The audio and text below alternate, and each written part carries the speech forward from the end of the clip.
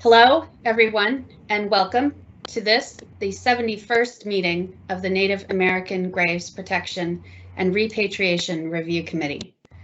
My name is Melanie O'Brien, and I am the designated federal official to the Review Committee. This is the second to last, or my favorite word, penultimate meeting in a series of 6 meetings held virtually this summer. The next and last meeting is scheduled for August 19th. Before we begin today, I would like to remind everyone that this meeting is being recorded. Transcripts and meeting minutes will be made publicly available after this meeting and will include the names of those in attendance during today's call. If you object to this, you may disconnect at this time. This is a meeting of a federal advisory committee established by the Native American Graves Protection and Repatriation Act of 1990, and this meeting is regulated by the Federal Advisory Committee Act, or FACA, and its regulations. This meeting was noticed in the Federal Register on June 2nd, 2021. An agenda for this meeting and a summary of each of the past meetings is posted to the NAGPRA program events page. The Act and the Charter for this review committee govern the objectives and scope of activities. All members of the review committee are appointed by the Secretary of the Interior and serve as special government employees. With that as introduction to the meeting, I'd like to start with a roll call of all the committee members. Please answer out loud when I call your name. John Beaver. Present. Honor Keeler. Present. Barnaby Lewis. Here. Timothy McEwen. Present. Frank McManaman. Present. Armand Menthorn. Here. Shelby Tisdale. Present.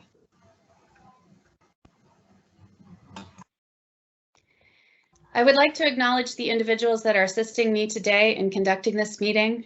With me are attorneys from the Department of the Interior Office of the Solicitor, Brady Blasco in the Division of Parks and Wildlife,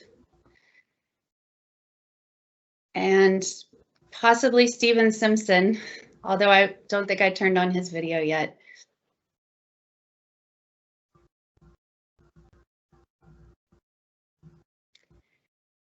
Stephen Simpson with the Division of Indian Affairs, who will be able to turn on his camera momentarily.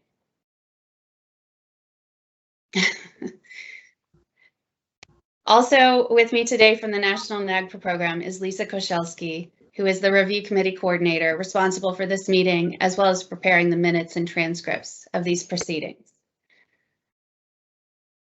Mr. Chair, before we begin the agenda for today, would you like to provide an opportunity for an invocation or a traditional welcome?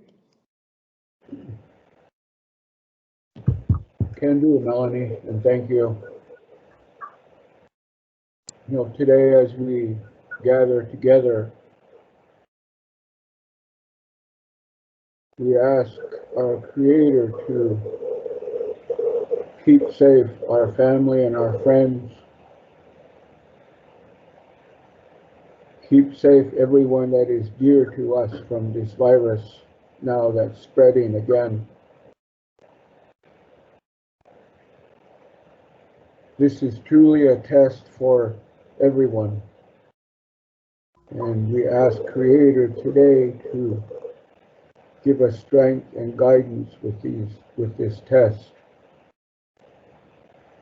As we go forward, we ask Creator today to guide our thoughts and our words. And we ask Creator to make it big in our hearts.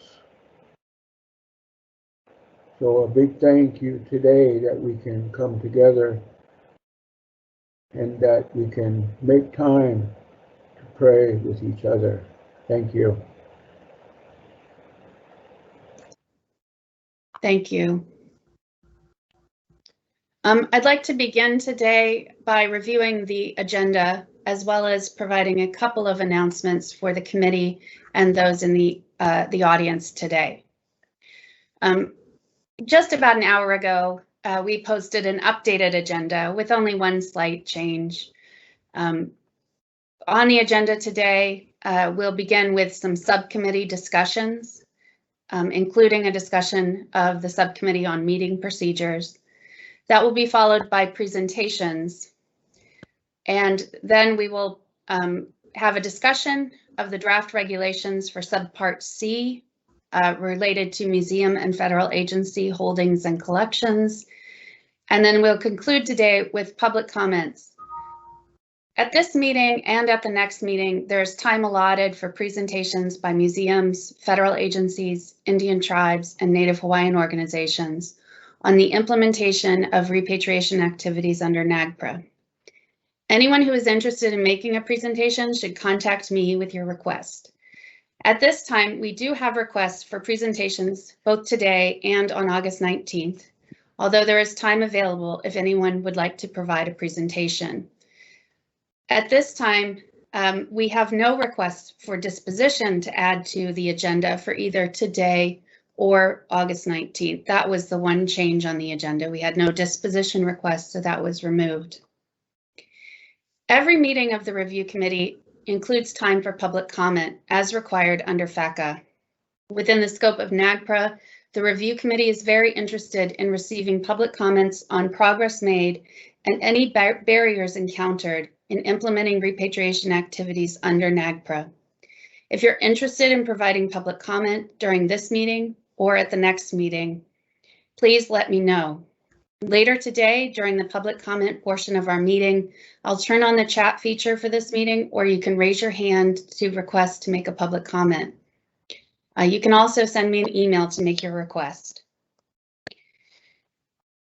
For a few announcements, I wanted to inform both the review committee as well as the public that while we had hoped to be able to plan an in-person meeting in October in Bloomington, Indiana, last week, the National Park Service and the Department of the Interior reaffirmed their limited travel policy in light of the rising cases of transmission of the virus and the increasing health crisis. At this time, based on that policy, I do not anticipate us being able to host a committee meeting in October. While I still hope that the travel policy will be changed, I think that it will take quite some time, certainly longer than the 2-ish months that we have before that meeting was planned. So instead, I would like to seek input from both the review committee as well as from the public on the format of future virtual meetings.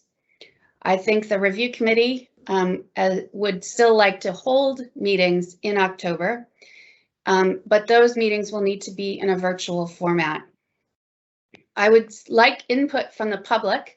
Again, you can send this to me in emails, or you can make a public comment at the end of today's meeting on the format for those meetings, whether we should continue to have shorter meetings, such as we've had over this summer, that are more often.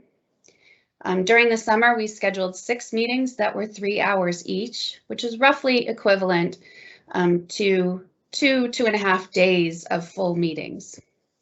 As an alternative, we could hold longer day-long meetings in a virtual format over 1 or 2 days. We could also make some other combination of options.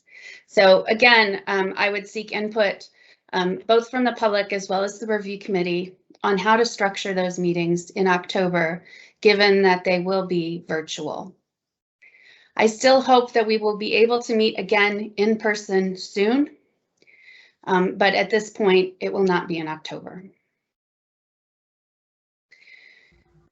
So with that, I'd like to move ahead to our discussions for today. We will start with a subcommittee discussion. Any members of any subcommittee that would like to provide information or updates are welcome to do so. In addition, we had allotted some time for a discussion of meeting procedures, so I would also ask that at this time the subcommittee for meeting procedures bring a report back to the full committee. We will include additional time for subcommittee discussions at our next meeting on August 19th. This is Frank. Why don't I do a very quick review of what the Subcommittee on Meeting Procedures has been working on, and then the other members of the subcommittee, Honor Keeler and Tim McEwen, could add anything I've missed that's important, and we'll have that piece of business out of the way. So the subcommittee has met twice, on the 7th and the 12th of July, to review initially a draft from June 30th that had been prepared as a working framework for us. So we have had two drafts. The second draft, which we hope is close to final, needs one more review and discussion by the subcommittee. We will schedule a meeting of the subcommittee between now and the meeting on the 19th, and then hopefully be able to place in front of the full committee a draft with our recommendations for procedures. Tim or Honor, please feel free to elaborate if appropriate. Thank you, Frank. That was a good overview. Thank you. Agreed. Thank you. The other subcommittees are the Subcommittee on the Report to Congress, the Subcommittee on Split Collections, and the Subcommittee on the Administration of NAGPRA. Would any of those subcommittees like to provide an update to the full committee? Hi, Melanie. This is John. Just to give a very brief update on the split collection, the meetings concerning the committee on split collection, subcommittee on split collections. We were able to meet last week, and I feel like we had a really good meeting last week with our newest member on board. Like I said, I feel it was a really I think we accomplished a lot in that meeting, and just as an update for everyone that we we're working on narrowing down definitions for what split collections are and what that might entail, and but that's to me that I guess to the committee, I mean, that's something that we needed to narrow that down. So that's certainly a positive. And on reviewing the notes from last week's meeting, and having looked over, and I guess probably partially some of the discussions that we're going to be had today in terms of the regs. I mean, I certainly have a feeling, and that might be that the other members on the subcommittee might feel that way, that going forward, I think it's probably going to really fall in line with some of the proposed changes that have been proposed with the new regs, and so I'm certainly hopeful for that. And I think that will, and I think will probably be necessary to be able to narrow things down going forward, not just with the proposed regs, but the work of this subcommittee as well. So I don't know if anyone from our committee or our working group has any further comments on that, but that's where we are. And as we narrow down that definition, I think as we move forward as the regs moving forward, we'll be able to certainly provide a more concise update to everyone.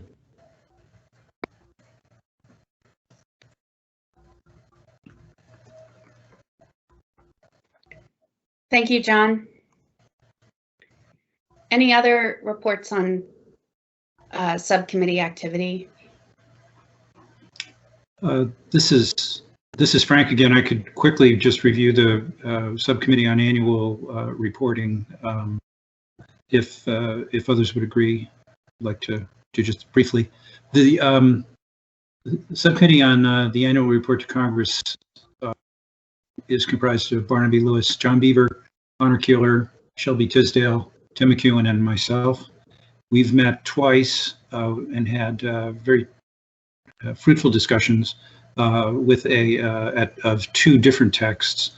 A third text is in the works and will be distributed to the full subcommittee on the 13th. So this Friday, I think, is the 13th. We'll need to schedule, hopefully, just one more meeting to go over that. We talked in quite a bit of detail about the text at the other meetings, and then would be in a position, hopefully, to put a full draft report for the for the full committee's review at the August 19th meeting.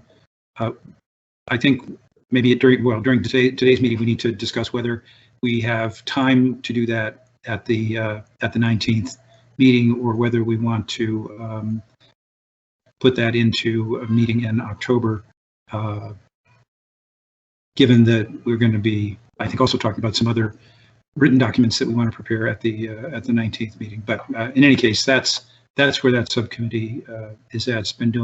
Has done quite a bit of work, and look forward to bringing that to the full committee for discussion in the public session. Thank you. And again, others feel free to add or enhance that brief summary.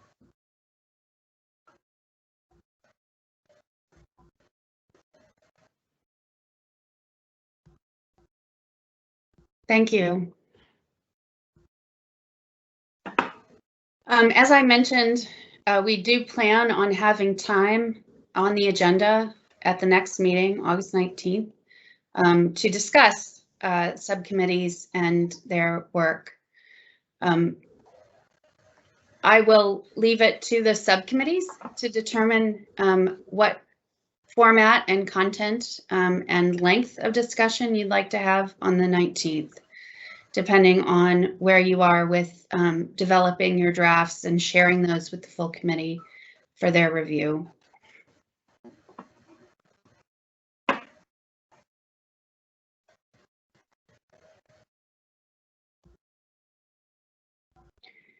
As I mentioned earlier, in addition to subcommittee discussions, including the subcommittee on the report to Congress, which is listed on the agenda, we do have one request for a presentation on August 19th.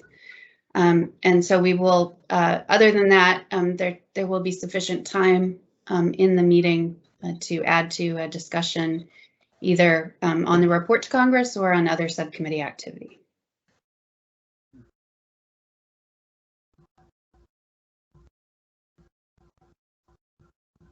Okay, is there any other discussion from the review committee or issues to raise related to subcommittees?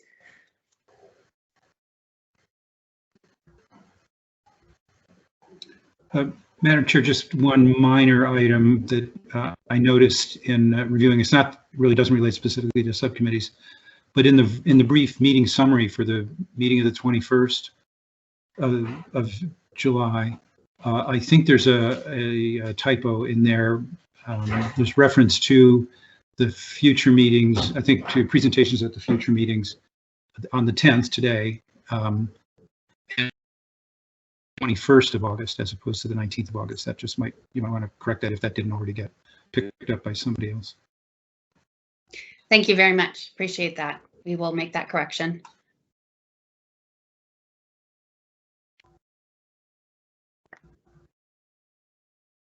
Any other discussion from the review committee before we move into the next agenda item, which are presentations?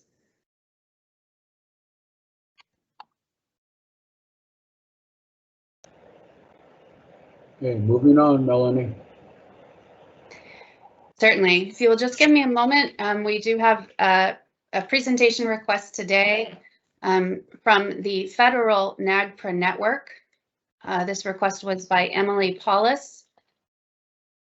And I will just give me a minute to allow Emily to turn on her microphone and video.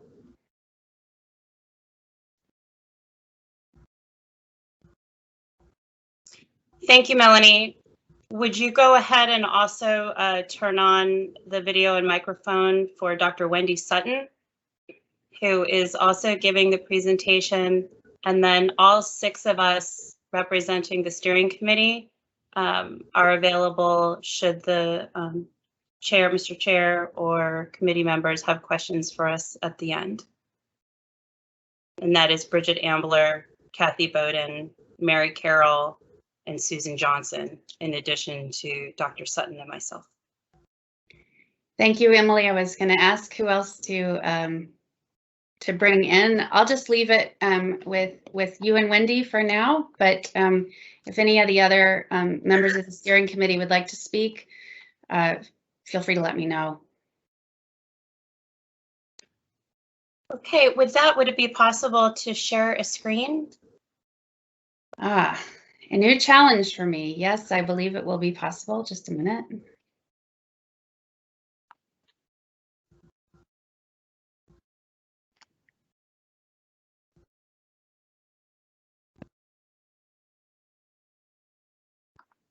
Okay, Emily, you should be able to share your screen now.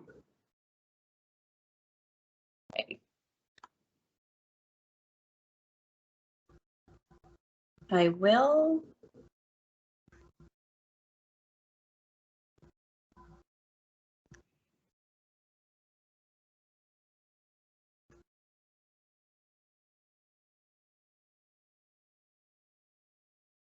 Okay, Wendy, you have the floor. Okay, Chairman and members of the review committee, thank you for this opportunity to introduce the Federal NAGPRA network to the review committee.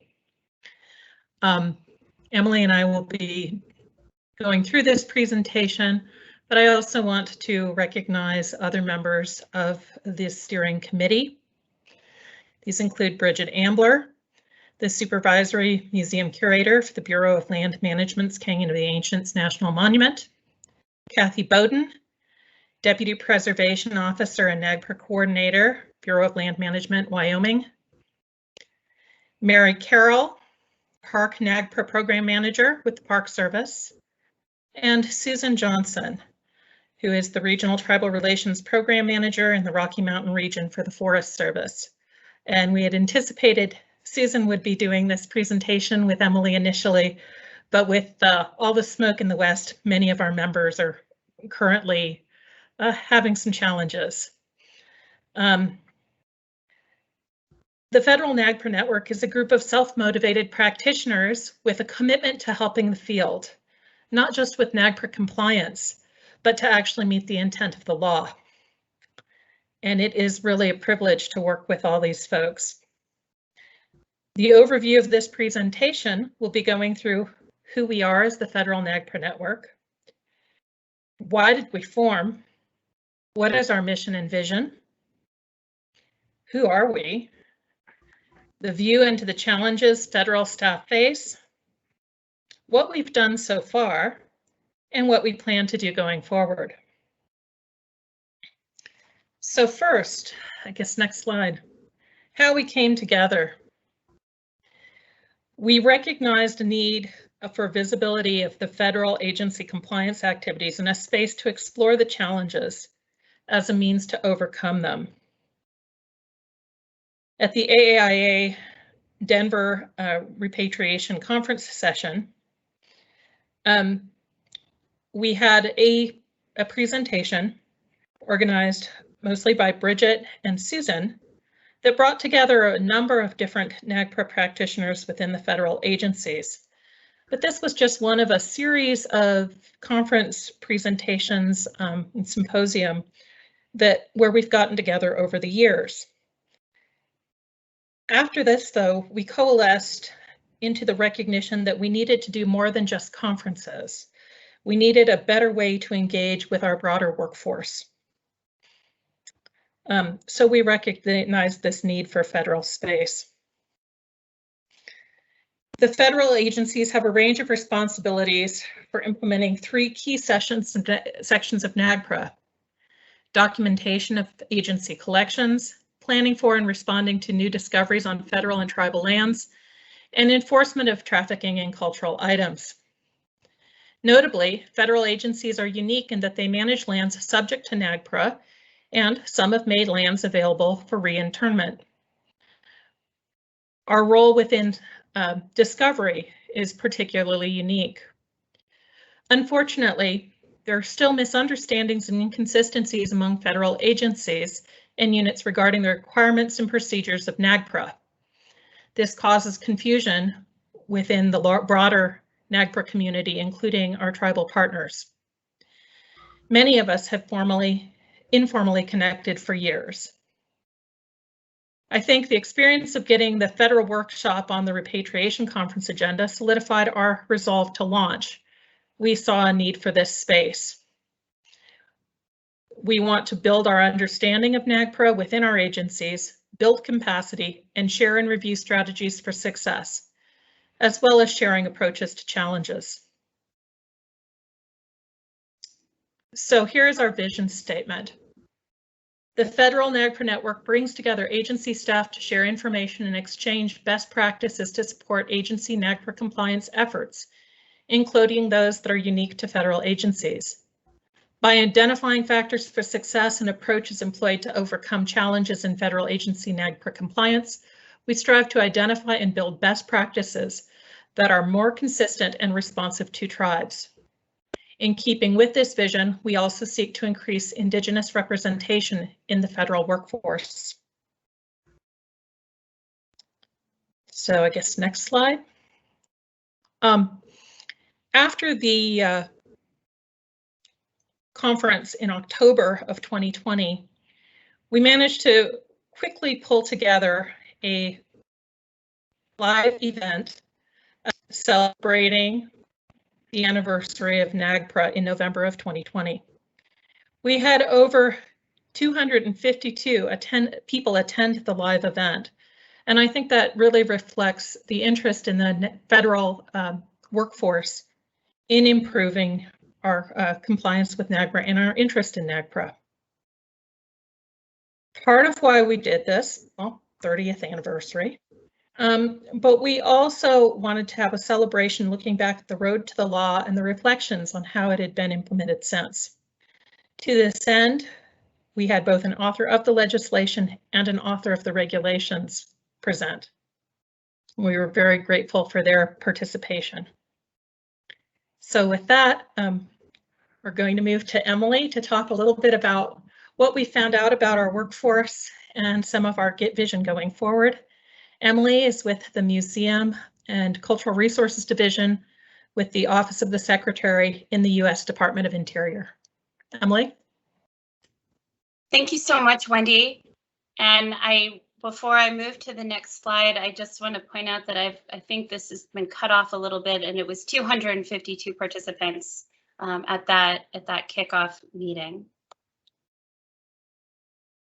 So thank you so much, Mr. Chair, honorable representatives of the NAGPRA Review Committee. For the next section of our presentation, I'm going to share what we learned from our colleagues, the federal agency staff who have participated in federal NAGPRA network events. We conducted 2 polls, one of them to learn more about these colleagues and a second to learn what they needed in order to do their NAGPRA work. So about agency practitioners, we asked for their position title, and so we offer a word cloud, which demonstrates overwhelmingly that archaeologists in the federal agencies are principally those who are working on NAGPRA. With additional, to clean up this word cloud a little bit with references to those who work with the title of tribal relations or tribal coordinator, other cultural resources specialists, museum curators, some special agents, and managers. We also asked what percentage of their job involves NAGPRA work. And this graph illustrates that few positions are established and dedicated to NAGPRA work full-time. Respondents out of 113 respondents, 3 work 100% of their time on NAGPRA. The majority of our colleagues actually spend between 5 and 10% of their time, indicating that they have a host of duties, NAGPRA being but one of several responsibilities. It was also interesting to note that those who have not yet conducted NAGPRA work but are interested, or their interest is interpreted as their engagement in the network. We asked our colleagues to rank in order NAGPRA-related activities with which they are most familiar.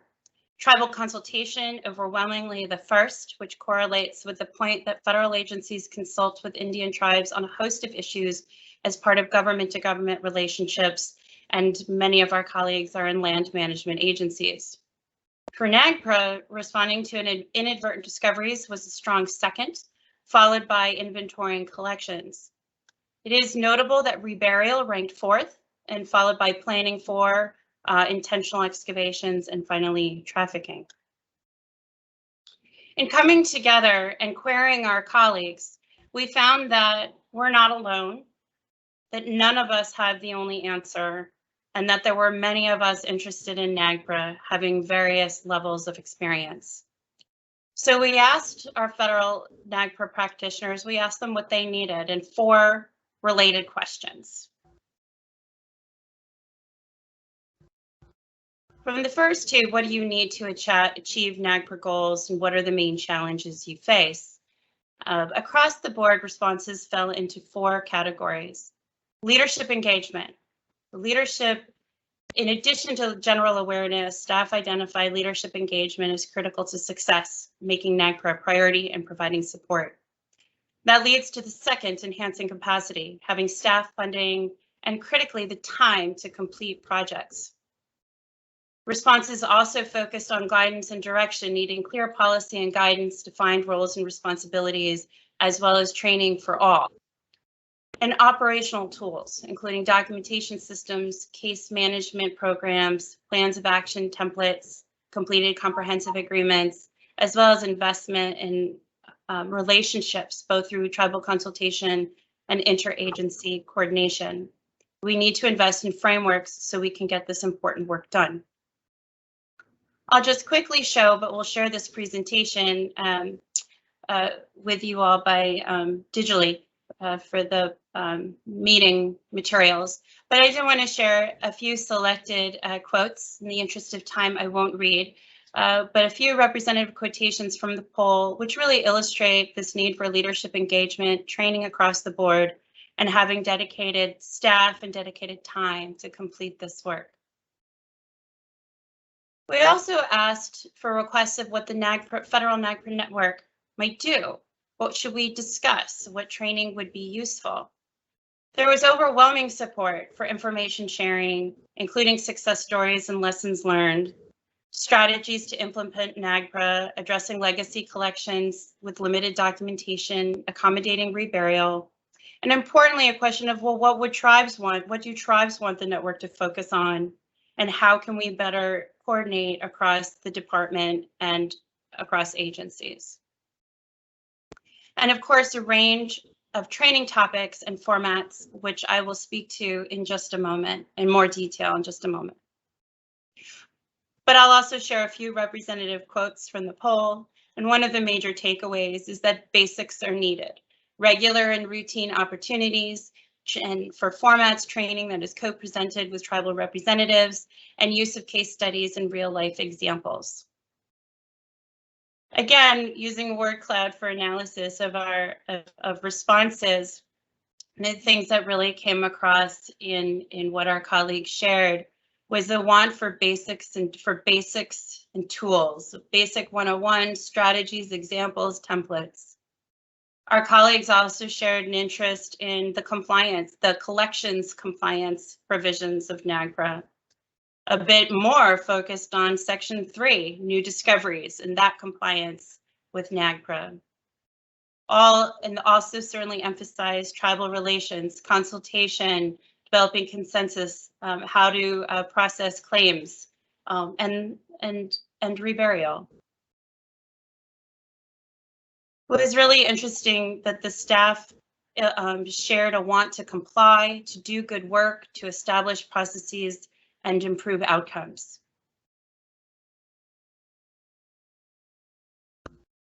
So we used this input to help define curricula and delivery objectives for the NAGPRA network, which is distilled down into providing peer-to-peer learning platforms for all levels of the federal NAGPRA practitioner and to increase capacity for NAGPRA responsibilities within federal agencies.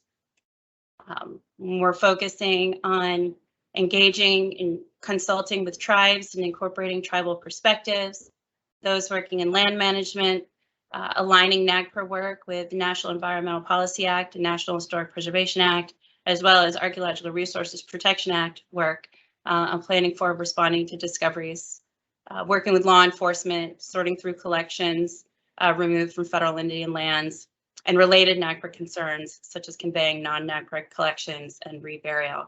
And this has formed the core of our curricula, and our series of monthly meetings. So since we launched in November of 2020, we've hosted monthly meetings since. We average 80 participants each meeting. And we've had in December, we had a business and planning meeting. We decided with input to focus on Section 3, new discoveries, as this is a responsibility unique to federal agencies and often the least addressed. And so we have been conducting a Section 3 focus with an overview and discussion of types and types of discoveries, types of plans. We'd like to balance between formal presentations and then having an open forum for discussion and for participants to bring questions and cases. In May, we had a leadership perspective, inviting 2 eminent leaders to share vision, inspiration, and ideas for how we can support positive impacts in Indian country through NAGPRA work and beyond. We were delighted to welcome Dorothy Firecloud, Native American Affairs Liaison with National Park Service, and Heather Dawn Thompson, Director of the Office of Tribal Relations for the U.S. Department of Agriculture. We've continued with two sessions of real-world case studies. One on Your Knees Cave from Prince of Wales Island, Alaska, in June, and one in July, a case study involving a discovery in San Miguel Island in the Channel Islands National Park. For both of these case studies, the presenters were both federal agency staff and tribal representatives who had worked together on these new discovery projects.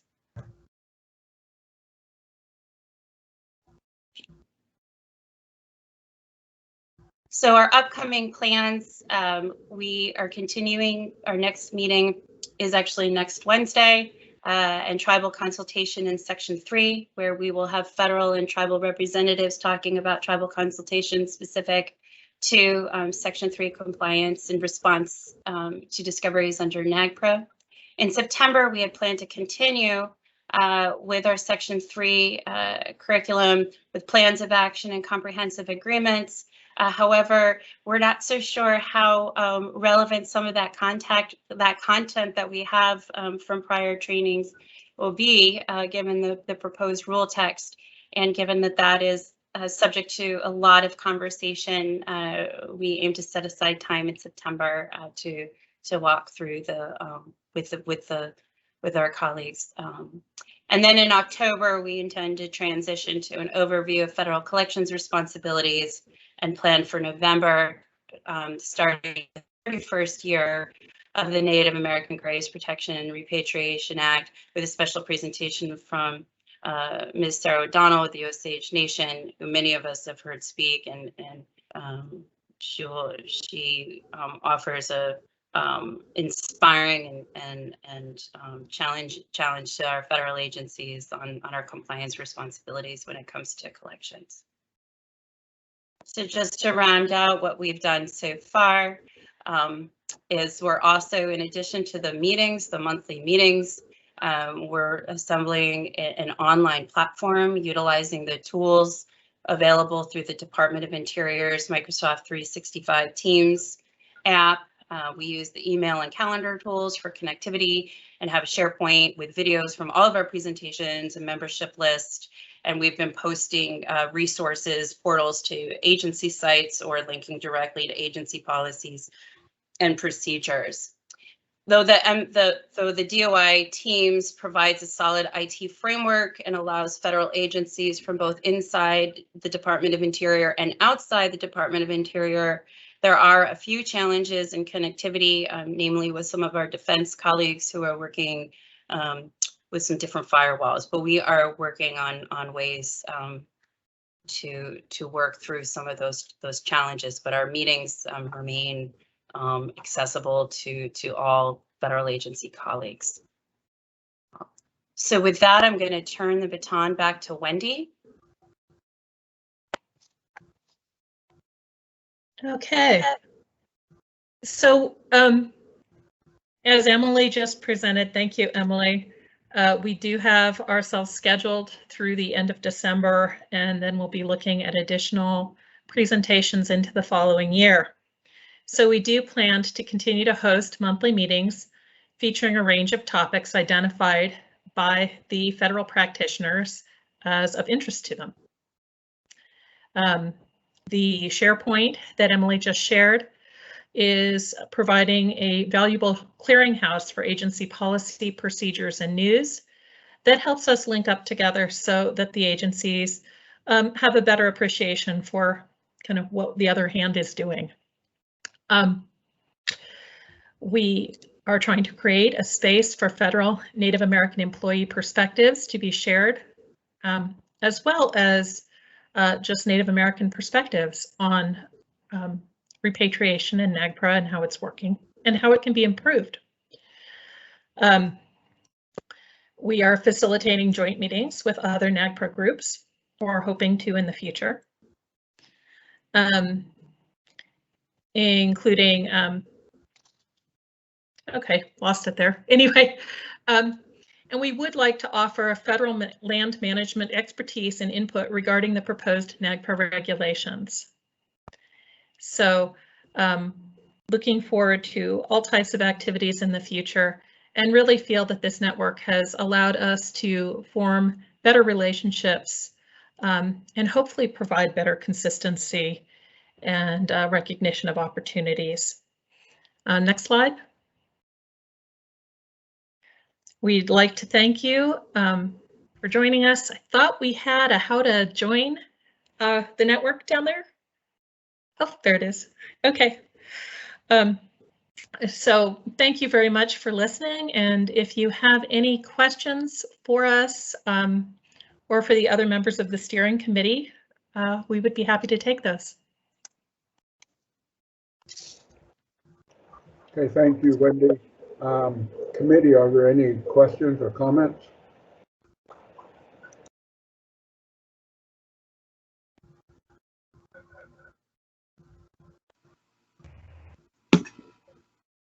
Chair, I'd like to make a comment. Thank you, Emily. This is an honor, and everyone else who made the presentation today. It was very informative. In the past, I've been very interested in how the National NAGPRA program and the review committee might be able to conduct surveys to understand how well NAGPRA is being implemented throughout the country with the tribes and federal agencies. And I think in part, this group has brought together some vital information that we may be able to utilize, and I'm sure is informative for other participants. So thank you.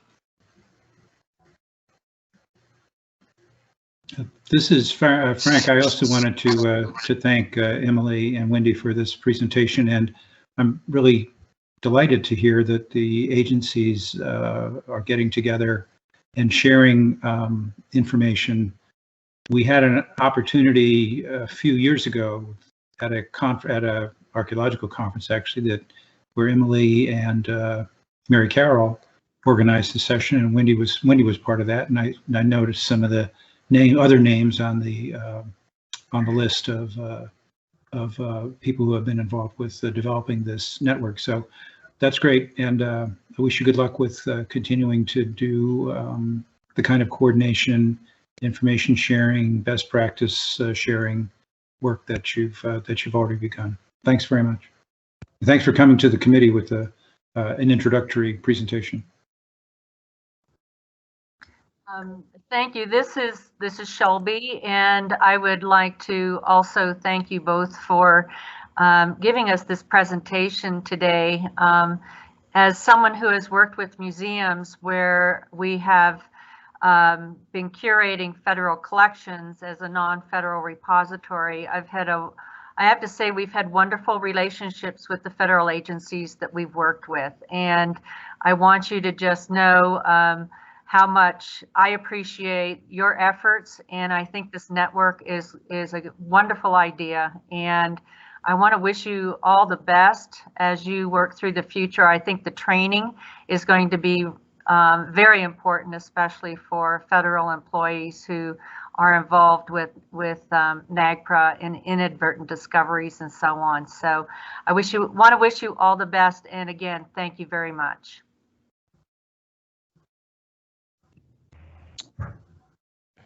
Hi, this is John. Oh, go ahead, John. Sorry, hi, this is John. I want to thank Emily and Wendy for the presentation. Not meaning to sound like a broken record for those out there who remember what a record is. But anyway, once again, I want to thank you for your presentation. We've had a few presentations like this from other work groups, and it's certainly encouraging to see people coming together in this way to sort out the ins and outs of NAGPRA and how it can benefit not just the agencies, but the tribes and everyone who finds themselves involved in it. So I want to thank you for not only just for your presentation here to the review committee and everyone in your work group who was involved in the presentation. And I also hope that by your public presentation of your work, I hope that you do have other members within the federal system. I hope this creates some more interest in this, and it causes your membership to grow, because it's certainly needed. So I want to commend you for your work and your presentation today. So thank you. And this is Tim. I want to compliment the network on sort of seizing a piece of NAGPRA that is often overlooked, which deals with the excavations and discoveries on federal and tribal land. There's a lot of discussion about museums and museum collections, but very little public or even private discussion or training about the excavations and discoveries. So the idea that you would focus a year's worth of meetings on this and to identify best practices and successful dispositions, focus on consultation, I think is just an excellent thing, and you're all to be congratulated.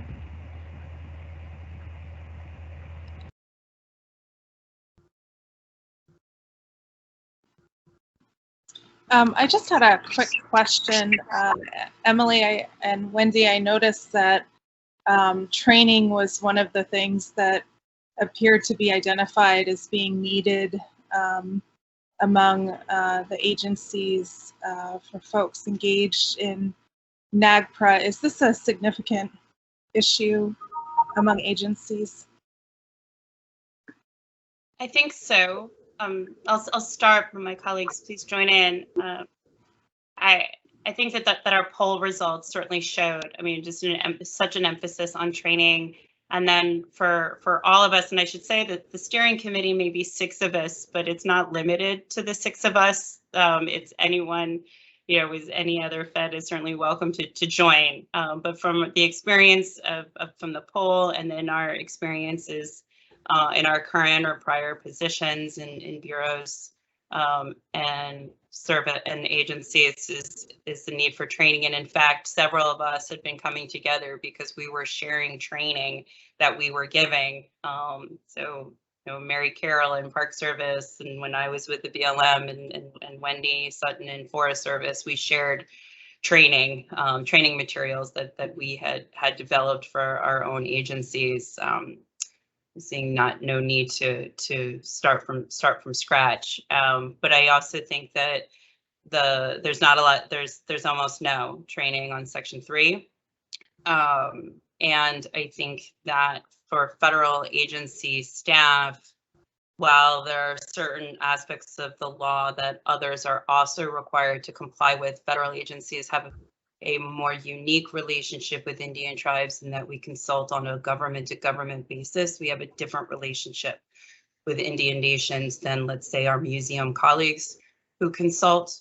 And then we do work in slightly different frameworks. And so we did find that there was a need for the federal agency practitioner. Anyone else want to speak to that, colleagues? Well, I think the other thing to acknowledge here is that we have people at all stages in their careers within the federal agencies. And one of the things that's been really gratifying is to see how many of our newer, younger colleagues are really interested in engaging in these trainings and in the network. So we're really seeing a push, from within our agencies to do good work within NAGPRA as well. But that does require training. It requires understanding what they need to do. And the level of interest in building that understanding has been high. So we're very pleased about that. Thank you both. Just one follow-up question to this also. I noticed that there were very few individuals whose primary and sole job was to do NAGPRA within the agencies, just based on that survey that you had taken. And it seems like the vast majority were only spending about 5 to 10% of their FTE on NAGPRA compliance, and I thought that was a very interesting piece of information to bring forward.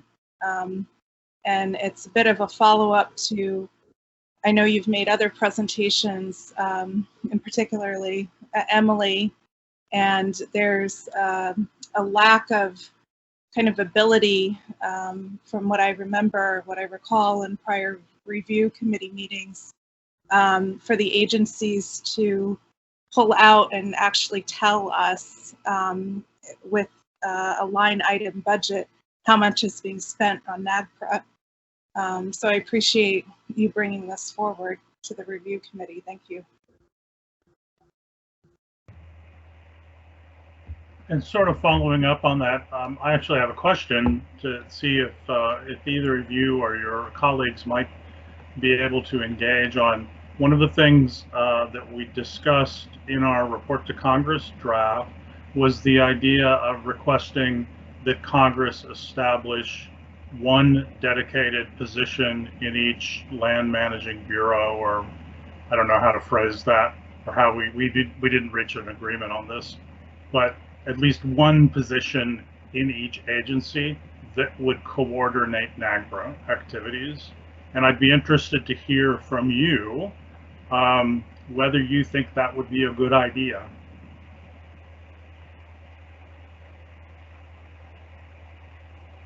Wendy, can I ask you to take that first, since you are the Forest Service NAGPRA coordinator, but you do not spend 100% of your time on NAGPRA?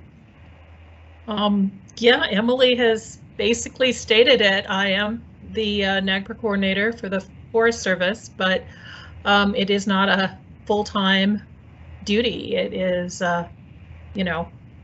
big piece of my duties, but not the only one. I do think it would be valuable to see that position established within other agencies. I know that different agencies have different, sizes of workforce, so and different sizes of collections, but definitely having resources and just having that acknowledgement that this is a real key responsibility of the agency is important. Yeah, I don't think it would be prudent to say every agency should have an NAGPRA coordinator, but it needs to have some boundaries on it in terms of how much land you manage or what your collections are, or something. We've not gotten to that part of the discussion, but I just wanted to know if you thought that would be a good idea. I think dedicated NAGPRA staff is a good idea. One of the things that we've heard, that we learned through the poll, and then has also come up repeatedly in our monthly meetings, is challenges our colleagues face, that projects get picked up and put down so many times because there isn't the bandwidth to focus on a project, and then there are staff turnover, and this also gets into the want for a case management system, so it's very clear where projects get left off when one staff person leaves and somebody else comes in. But that sustained focus, the ability to sustain focus on projects to see them through, is absolutely been reported as a need. So if that's dedicated positions But I wouldn't suggest that one person could do all the NAGPRA compliance for an agency. It would be a court coordination. Yeah, and to kind of build on that just a little bit, we have very different budget models from agency to agency. Some do have line items in the congressional budget. The Forest Service has for a number of years. So some of that ability to track and that ability to maintain focus on our NAGPRA responsibilities comes down to, you know, having folks who are accountable as well as having budgets that are accountable. This is Frank. I think this particular topic is one that the committee may want to ask, may want to set aside some time at a future meeting as well to talk about in some more detail. We have talked about it a little bit in the subcommittee on the annual report to Congress, and of course we'll bring that forward to the full committee when we have the opportunity to do that. In addition, I think to the funding question, is the leadership question, and those of us who work for the federal government or have worked for the federal government, I think understand that there's a hierarchy of supervision within the systems, and that a national coordinator like Wendy, I suspect this is true, I don't know for sure, but that you can't really tell anybody to do anything and expect that they automatically will do it. It's a lot of it is recommendation, a lot of it is training, a lot of it is setting up guidelines, all of which having your network now, I think is going to be very helpful for. But I think that's also a factor. Having somebody who can focus all of their time on this particular implementation of NAGPRA would be a good thing. I'm not saying that's not a good thing. I'm just saying that it isn't going to cure all of the issues that are of concern and automatically mean that everything will be hunky-dory and things like that. It'll be a challenge. I'm sure it's a challenge that Wendy's been successful with, but I'm sure there are some frustrations, and probably be good for the committee to learn those in a little more detail, not necessarily right this moment, but and, you know, when we have maybe more time to talk about it in detail. Thank you.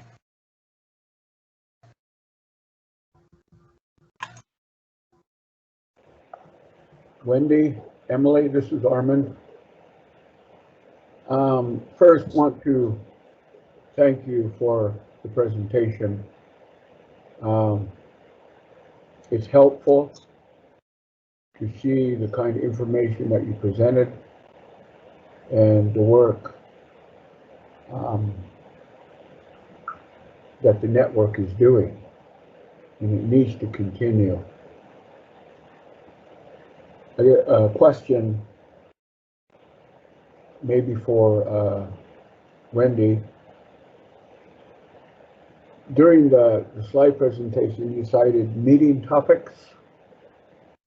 Question is, do the tribes help create those meeting topics?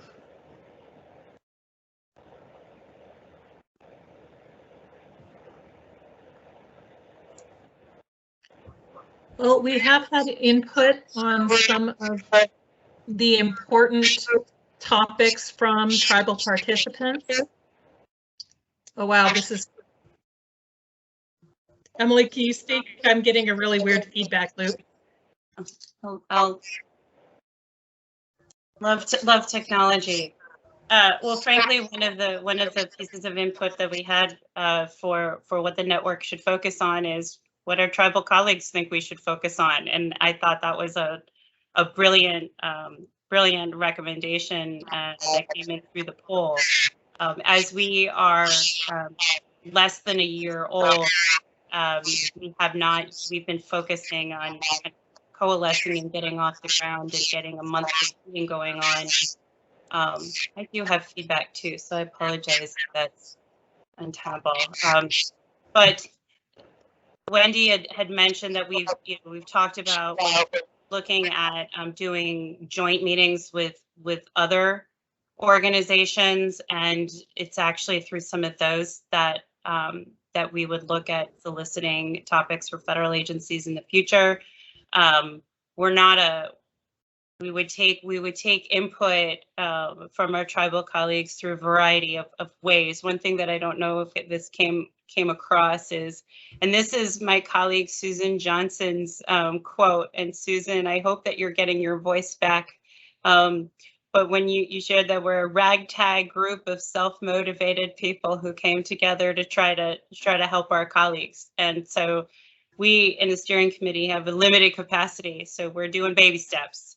But in terms of hearing from our tribal colleagues, we are in our next year looking at methods to solicit our tribal colleagues' input on what the network should and could be focusing on. And we do anticipate, while we've had almost all of our meetings have included both federal and tribal practitioners as presenters, we also do think that with some special joint meetings in the future with some of our other organizations specific that their membership is largely tribal representatives, will get fodder for additional content. Well, I guess just to clarify, Emily, you know, you stated at least 3 times tribal participants. It's not just limited to tribal participants. It needs to include tribes. So if the network is going to focus and work specifically, there has to be included tribes as a whole, not participants. However, there are participants of tribes that can represent that tribe. So just to make some clarification there, Emily. And then also too, Wendy and Emily, there was a screen that cited future plans. And then it cited meeting with other NAGPRA groups. So again, this begs the question, does NAGPRA groups include tribes? Yes. Thank you. And then also, Wendy and Emily, during your presentation, both of you cited repeatedly consultation. And consultation, it never ends. It's constant. In consultation, early and often. That's from experience. So the question, Wendy and Emily, is, again, both of you cited consultation. So the consultation that you're following, is it from the federal agencies that you cite, or is it the consultation policy from Interior? Because the NAGPRA statute cites consultation. So I guess, what guides consultation that both of you cited? What policy and where does it come from? In the context of the NAGPRA, the federal NAGPRA network topics and meetings to date, the focus has been on requirements to consult under the law and the regulations. Some agencies have made reference to, in these are essentially training workshop type lunchtime meetings, made reference to policies, well, certainly for the Department of Interior, our departmental manual on tribal consultation, and some of the bureaus. So for instance, on our SharePoint, we have links to relevant policies, which can include, I think, Bureau of Reclamation, for instance, has a tribal consultation policy for which NAGPRA is addressed within. So when we're talking about tribal consultation, we're certainly trying to provide a focus and how to and best practices for our colleagues who are on the ground and supporting their managers in government to government consultation. We like to identify what is specifically required in the law and the regulations of NAGPRA, since that's kind of this area, the area of focus of our network. We also recognize that agencies conduct government-to-government consultation under a host of authorities. We want to make sure that our colleagues, and including managers, recognize and have the tools for consulting under NAGPRA in addition to the other statutes and authorities that they work with. Yeah, we're trying to pull out the human rights implications to all of our interactions within NAGPRA and within tribal consultation. And because each of our agencies has slightly different guidance in terms of consultation and the specifics around that, we really are starting with NAGPRA itself and then, going to some of that specificity, particularly in case studies and that kind of thing. Because we have a whole lot of commonalities, there are, some minor differences in guidance.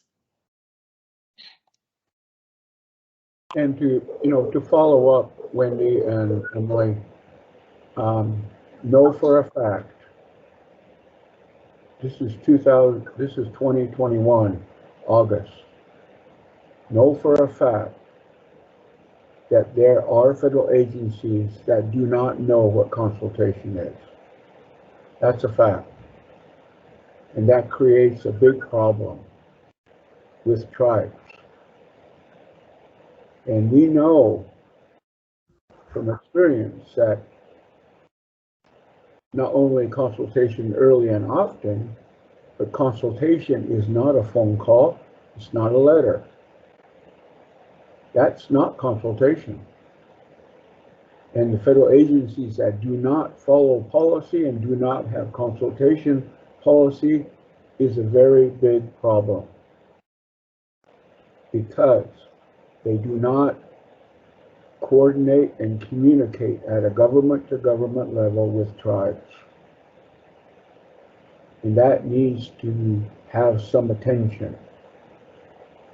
And one of those agencies I'll cite specifically, Wendy and Emily, is Bureau of Indian Affairs. They are the biggest problem. And they are the most non-compliant federal agency with NAGPRA. That's a fact. So this continues to be a hindrance and a big problem with tribes, because they cannot work government to government, and they cannot have access to information of their ancestral remains. Could go on and on, Wendy and Emily, but won't do that. But I think this network that you folks work with can help tribes with these federal agencies that do not follow consultation policy, or they do not have consultation policy. So, and we're looking at 30 years now of NAGPRA. 30 years. And there are federal agencies that have not made NAGPRA a priority. And there are federal agencies that do not have a NAGPRA position. So that tells a lot, not only of the federal agency, but their lack of understanding and their lack of continued compliance with NAGPRA. So these are the challenges, Wendy and Emily, and truly anticipate that this network can help with these kinds of issues and these challenges that the tribes have with federal agencies. So again, the network that you work is a very good network. It needs to be strengthened with tribes in working with NAGPRA and federal agencies. And would truly anticipate, Wendy and Emily, that this can be accomplished. So I thank you both. Thank you.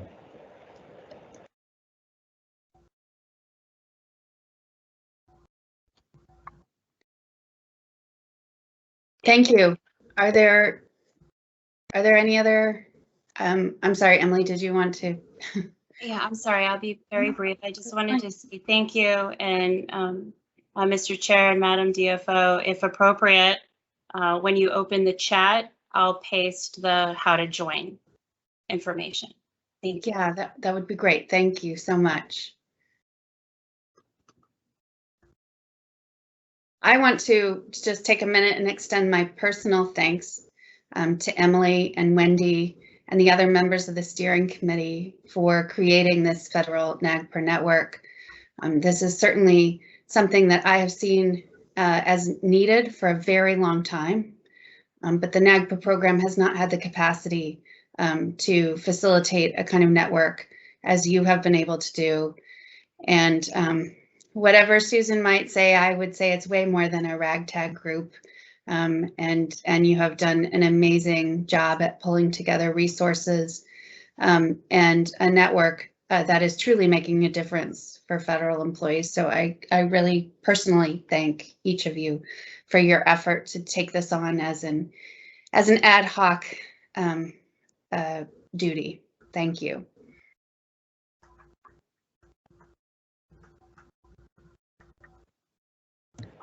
Hey, committee, any other comments or questions?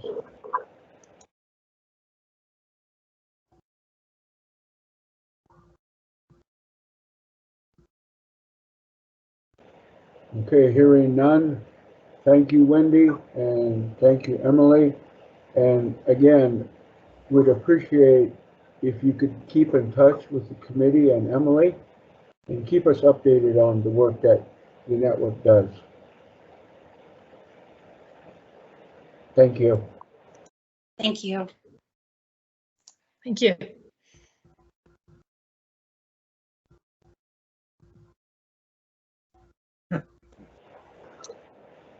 Thank you.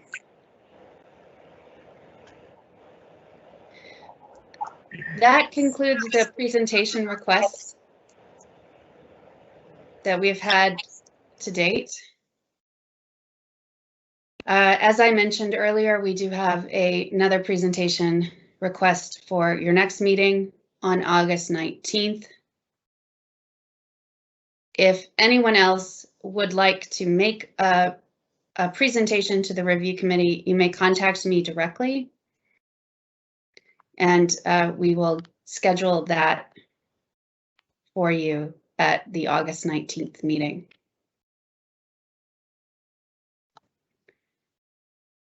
The next item on the agenda is a discussion of the draft text of revisions to the NAGPRA regulations, specifically looking at Subpart C related to museum and federal agency holdings and collections. As a bit of background for the committee, as well as those in attendance today, I will just start by saying that, as many of you know, earlier in July, the department invited tribal leaders to consult on a draft proposal of the revised NAGPRA regulations. With that invitation letter, the department also provided a summary of previous tribal consultation in 2011 and an explanation of how the draft proposal addresses that input. Those materials, as well as a draft of the text of the regulations, are available on the NAGPRA website, nps.gov/NAGPRA, and go to the regulations page under Law and Policy. You'll find access to all of those documents. On August 9th, yesterday, and on Friday, August 13th, and then following Monday, the department will continue to consult with Indian tribes on the draft text. On August 17th, the department will also consult with Native Hawaiian community leaders. Any Indian tribe or Native Hawaiian organization that is interested in attending these consultations can also find information on the regulations page of the NAGPRA website There's a link there to the Bureau of Indian, to the Indian Affairs Office consultation schedule, which you can access information for the meetings as well as registering for them. In addition to consultation sessions, the department is also asking for Indian tribes and Native Hawaiian organizations to provide written input to the department. The department hopes to review and address all of the input that it receives through this tribal consultation, and if it's appropriate, based on the input the department receives, the department will publish a notice of proposed rulemaking for public comment this fall. If or when a proposed rule is published, the department will host additional tribal consultation on the proposed draft. The Secretary and the Department of the Interior are committed to conducting meaningful and robust consultation with Indian tribes and Native Hawaiian organization on the NAGPRA regulations. Input from consultation will be carefully considered and incorporated into any future drafts. I also want to remind the review committee as well as the public that regulations on the implementation of NAGPRA are issued by the Assistant Secretaries on behalf of the Secretary. Any decisions related to the publication of the regulations will be made by the Assistant Secretaries. In addition, federal rulemaking requires that public comment be made on any proposed regulatory changes. When a proposed rule is published in the Federal Register, any public comment will be welcome on the regulations. As we have discussed at other review committee meetings, one of the review committee's express responsibilities is to consult with the Secretary in the development of regulations to carry out NAGPRA. Input from the review committee will be critical to the department as it moves forward with changes to the NAGPRA regulations. As the draft is now public, the committee has begun a discussion of the draft text.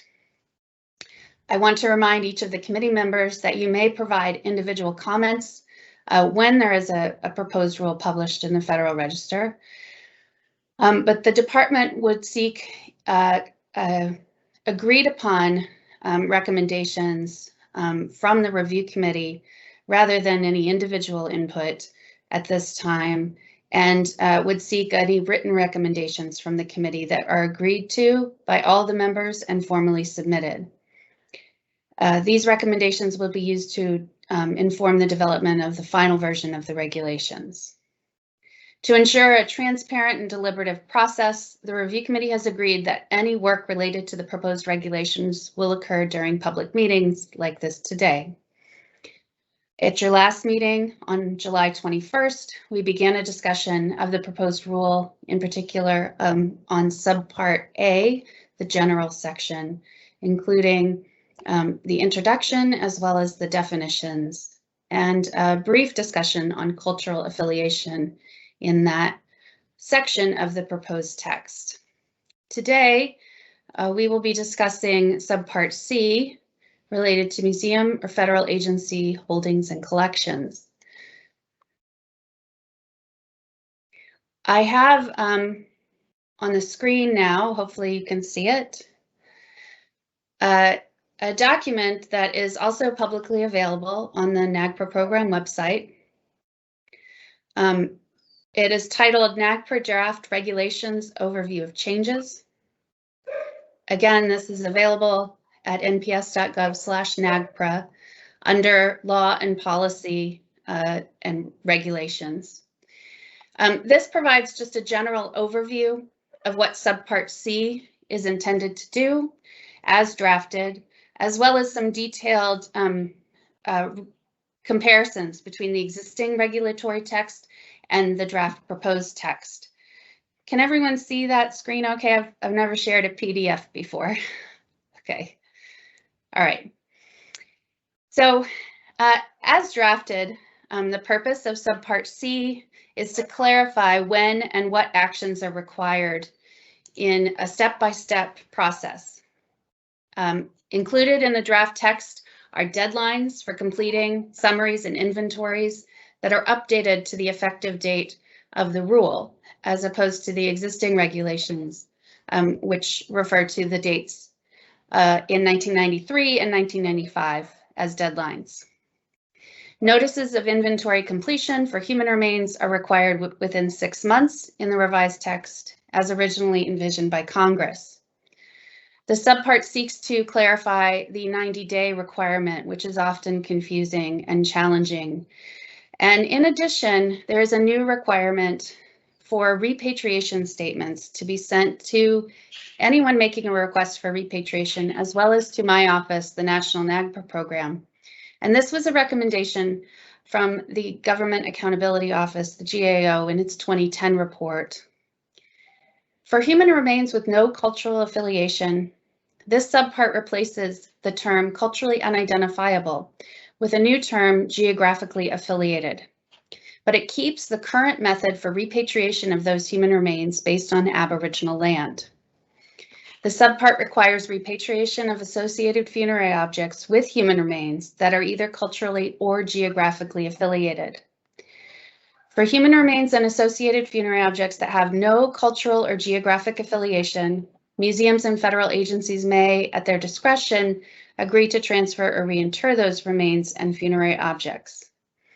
In addition, there are some changes in the civil penalty section related to how a penalty is calculated, with flexibility reserved to increase or decrease the penalty on a case-by-case basis. In addition, as in the Act, the draft text allows for any failure to comply to be subject to a penalty and also streamlines the appeal process. The table here is a brief comparison of the draft text to the existing regulatory text. In that document, the overview of changes, there's a more detailed comparison of the existing text and the draft text. In this chart, you can see that on the left side is the current or existing regulatory text, sort of a summary of issues that have been identified compared to sections in the draft regulatory text and what those changes are attempting to do. I have one formatting issue, so let me jump ahead a few pages. I wanted to start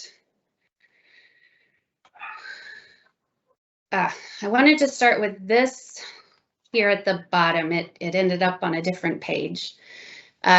So here at this last column, or I'm sorry, this last row of the document, and this is on page 4 of the document. There's a brief review of a change in Subpart C that is quite significant, and I wanted to be sure to bring it to the committee's attention. Currently, museums and federal agencies under Subpart C related to holdings and collections. There is no requirement for a museum to inform a federal agency about a federal holding or a collection that might be in the museum's custody. The change in the proposed text is to require museums to submit information to federal agencies as well as to the National NAGPRA program about any federal holdings or collections that are in the museum's custody within 1 year of the final rule publication. As this committee has often heard and has discussed, the issue of federal collections that are held by museums is a common discussion point. This is an attempt to at least require museums to submit some information, although all that's required is a statement be submitted. No detailed inventory, for example, or summary, but at least identify federal collections that are held by a museum and inform both the federal agency as well as the National NAGPRA program about those collections. Again, going back to just the overview of Subpart C, there are additional changes in both the summary and the inventory sections to clarify when and what actions are required. Again, the process is the same as the existing regulations, with the exception of adding in a requirement to respond to requests for repatriation, as well as updating the deadlines to the effective date of the rule. In addition, you will notice that the current regulations, which have future applicability in a separate section of the regulations, those timelines and deadlines have been integrated into the inventory and summary section of the draft text. The draft text establishes timelines and deadlines, as well as instructions for repatriation, and clarifies that 90-day period by which repatriations must occur. And again, as I mentioned, there is a requirement for museums and federal agencies to send repatriation statements, both to the National NAGPRA program as well as to those requesting the repatriation, as a final step in the repatriation process. Again, looking at another change to note for the committee is on the disposition of culturally unidentifiable human remains in the existing regulations at 10.11. And the change here is to integrate the process for those remains that do not have a cultural affiliation into the inventory section in the draft text at 10.10. That section maintains the current method of repatriation based on Aboriginal land, but replaces the term culturally unidentifiable with the term geographically affiliated. The draft text requires the repatriation of associated funerary objects with human remains that are either culturally or geographically affiliated. As many of you know, in the current, in the existing regulations, transfer of associated funerary objects for culturally unidentifiable human remains is voluntary. In addition, the draft text would require updated inventories for museums and federal agencies following consultation within 2 years of the effective date of the rule. Following those updated inventories, notices would be required within 6 months for any human remains that have been identified as either culturally or geographically affiliated. That is a brief, quick overview of Subpart C. I would be happy at this time to have the review committee ask questions about any of the provisions or any of the changes that are in the draft text. If there is anything I could do to explain any of these issues or changes, I'd be happy to have questions posed or to have a discussion so that the committee can then develop its recommendations.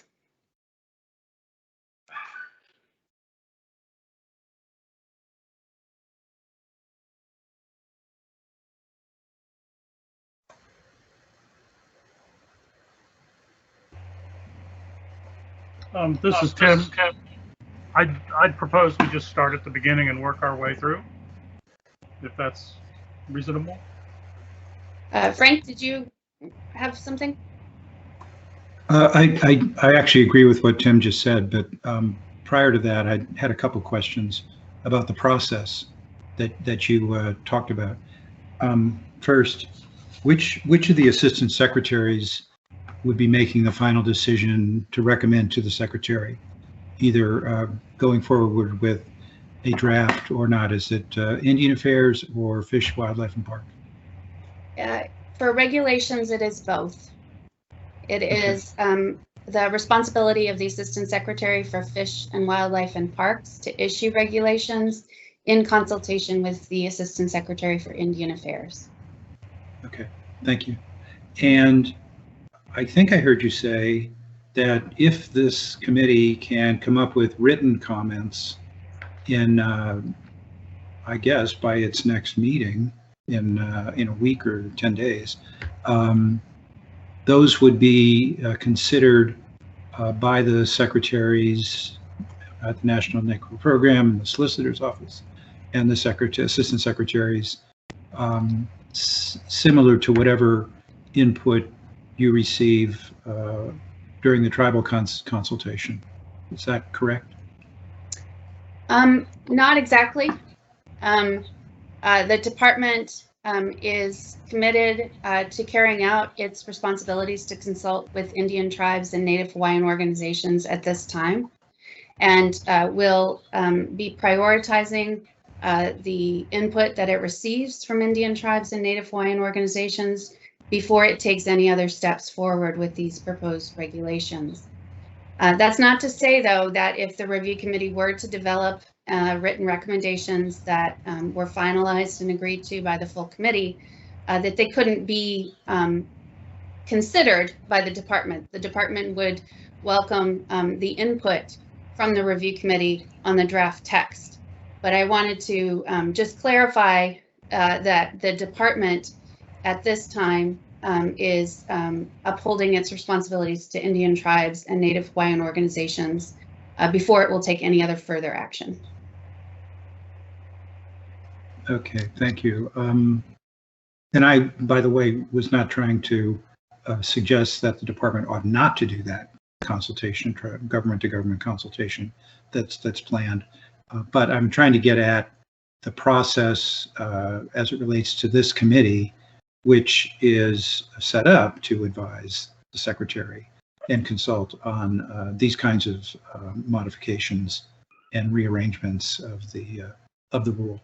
And I hear you saying, I think, that that's not a done deal, that the secretary or assistant secretaries of the National NAGPRA program may, if we can develop a written set of agreed upon comments, may take those into account in whatever changes get made before the publication in the Federal Register for general public comment. Yes, I want to be clear that I'm being very careful about my phrasing here, because I would not want to assume any action on behalf of the Department of the Interior prior to the conclusion of tribal consultation. So whatever the recommendations are from tribal consultation is what the department will consider first, and then make its decision about what other information it may consider depending on that consultation outcome. So I'm not saying that the department will not consider anything from the review committee, but it will only be after the department considers input from tribes and Native Hawaiian organizations. Thank you. John? Hi, just to follow up on Melanie, just what you said. I certainly realize you have you're sort of constrained by what you can say. So just for clarification and just for everyone who might be listening in.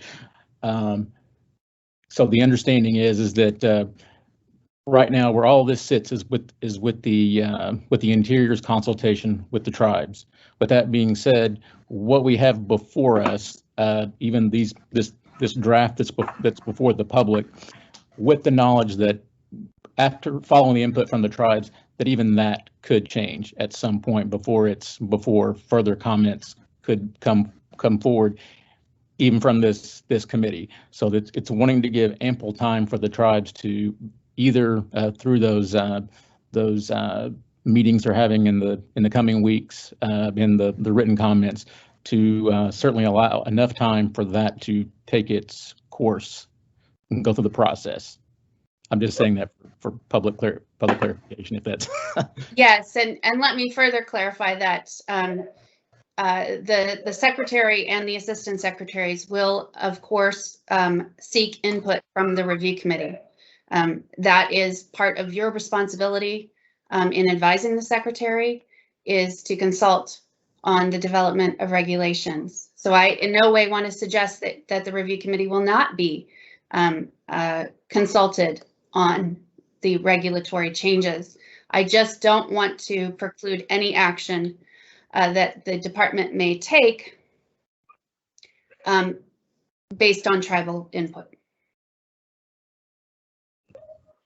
Hi, this is John. I have one more question in terms of the, and just for everyone who might be listening, or our tribal communities who might be listening, are you able to speak on, to the effect of how the letters went out to the tribal leaders or tribal nations. I think there might have been some misunderstanding or some concern out there, particularly with the current meetings that are scheduled.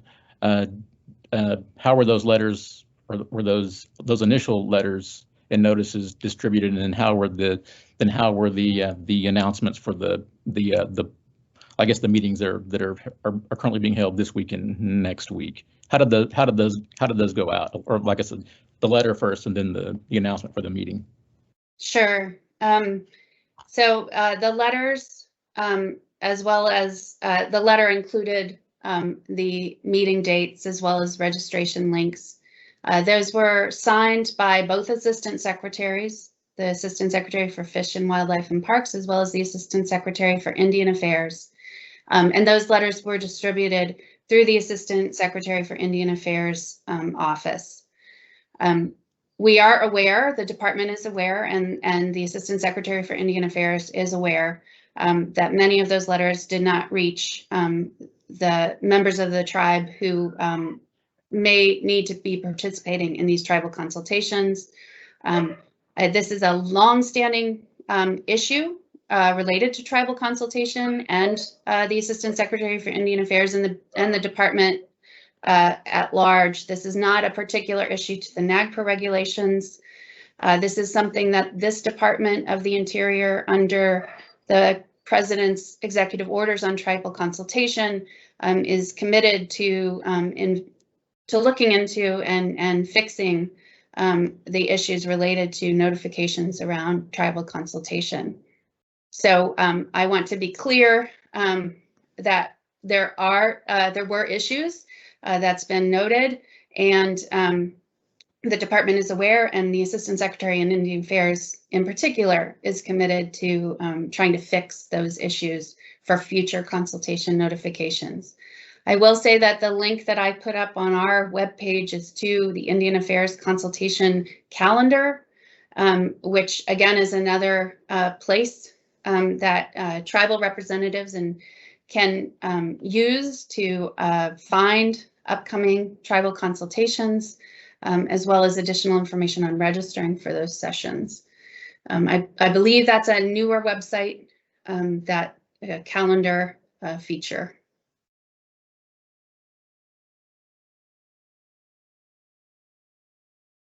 Honor? Hi, Chair and Melanie. Given that the public has the opportunity to comment on these regulations, these draft regulations at this point in time, is there a mechanism through which the National NAGPRA program will be collecting public comments and making and tallying that and making that available? Or is that something that will be that folks will wait until the, I guess, next stage in this comment process to occur? I think transparency is really important. So I think these opportunities are important for the public, given that the review committee is taking the time to look over the regulations and also provide some opportunity for public input.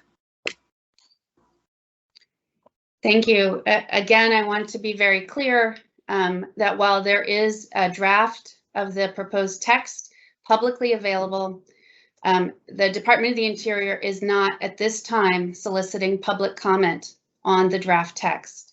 At this time, the Department of the Interior is conducting tribal consultation, government to government consultation with Indian tribes and Native Hawaiian organizations. And based on that input, the department will take the next step, whatever that next step may be, based on that input from Indian tribes and Native Hawaiian organizations. Certainly, public comment is a necessary part of any rulemaking process, and public comment may be provided to the review committee during your public meetings for your consideration, and that information will be captured in both the minutes and the transcripts. But I want to be clear that the department at this time is not soliciting any comment from the public in general on this draft text. This draft text is provided for Indian tribes and Native Hawaiian organizations during consultation.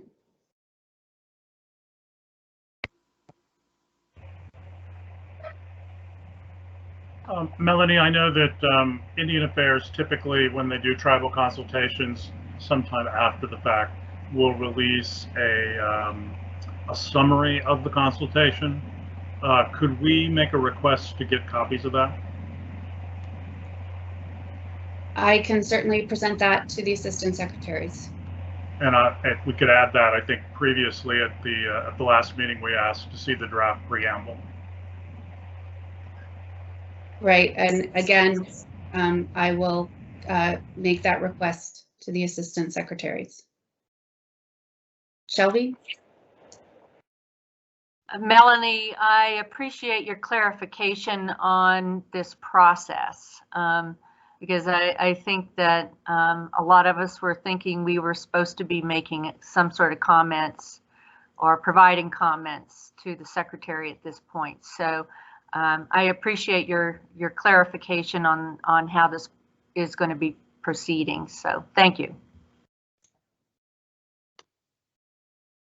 Well, again, I just want to say, Shelby, that the committee can develop recommendations at this time. There's nothing to prevent you from doing so.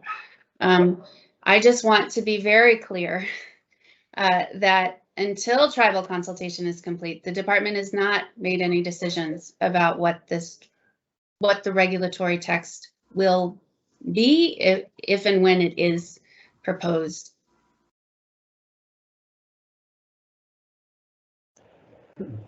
Melanie, this is Armin. It's about 1:45. Let's take a break. 10-minute break. Thank you, Mr. Chair, for the reminder. We will come back in 10 minutes.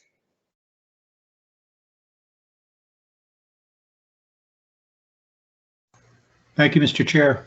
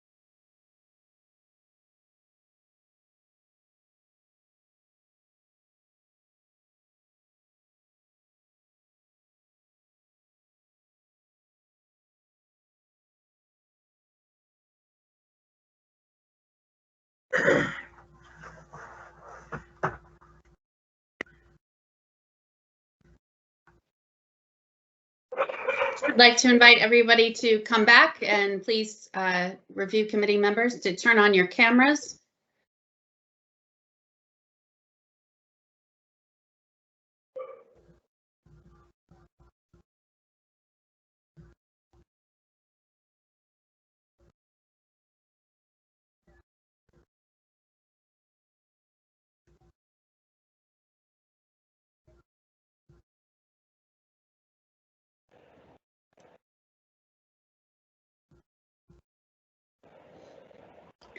Okay, moving. Yes, thank you. Before we go to the suggestion of a line by line or a discussion of the draft text, I would just like to say that this is a very unique opportunity for the review committee to provide, to really lead a discussion in a public setting about this draft text. So whether or not the review committee can develop written recommendations before the next meeting or at your next meeting, I think that there is still a great opportunity here for the committee to provide input from many different perspectives on the big issues that are represented in this draft text. And that's why I started with kind of outlining what those were. So maybe if we could start again, just by perhaps having a discussion around what I would consider to be the three major changes in Subpart C on museum and federal collections. And those three changes I tried to highlight in my overview. The first being the use of geographic affiliation to replace culturally unidentifiable. The requirement to repatriate associated funerary objects with their human remains. That's two. And third, the requirement for museums to report on federal agency collections that they may hold. I think that this is, again, a unique opportunity for the committee to provide input on those three major changes and from a lot of different perspectives.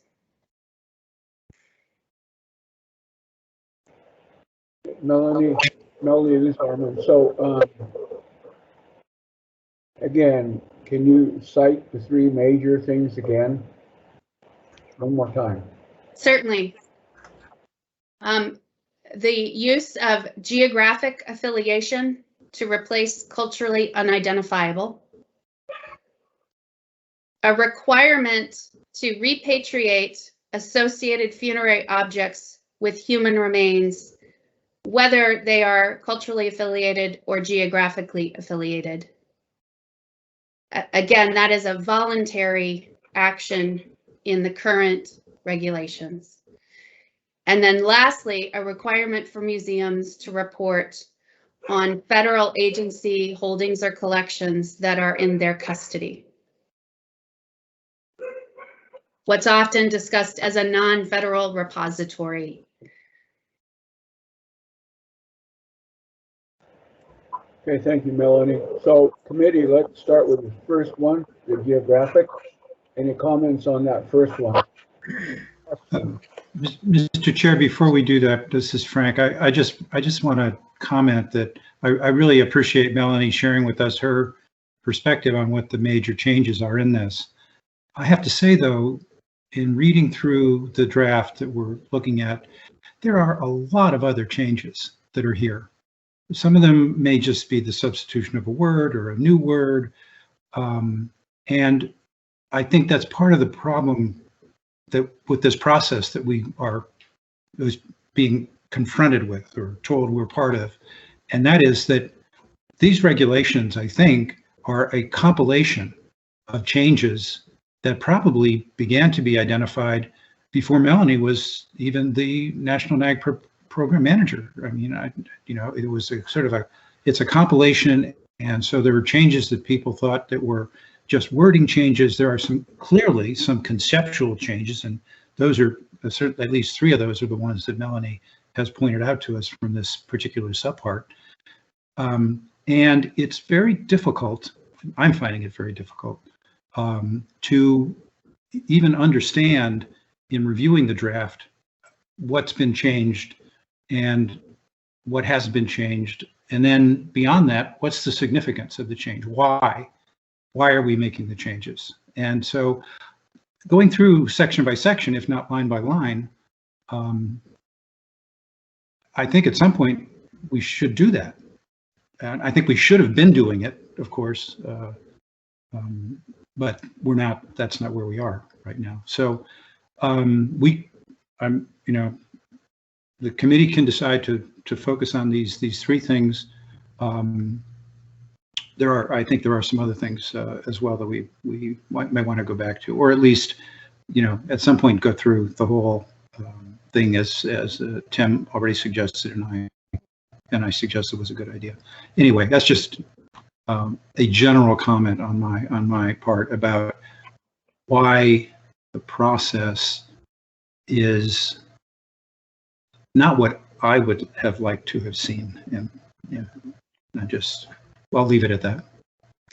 Thank you. I see that both John and Honor have their hands raised. Before I go to each of you, let me suggest that there's another way I could pose these 3 issues, and that could be why is the change. And so with geographic affiliation, I could tell you that this change is in response to many people's comments that the use of the term culturally unidentifiable is offensive, that it does not capture what many believe to be a relationship to human remains, even in the absence of a cultural affiliation.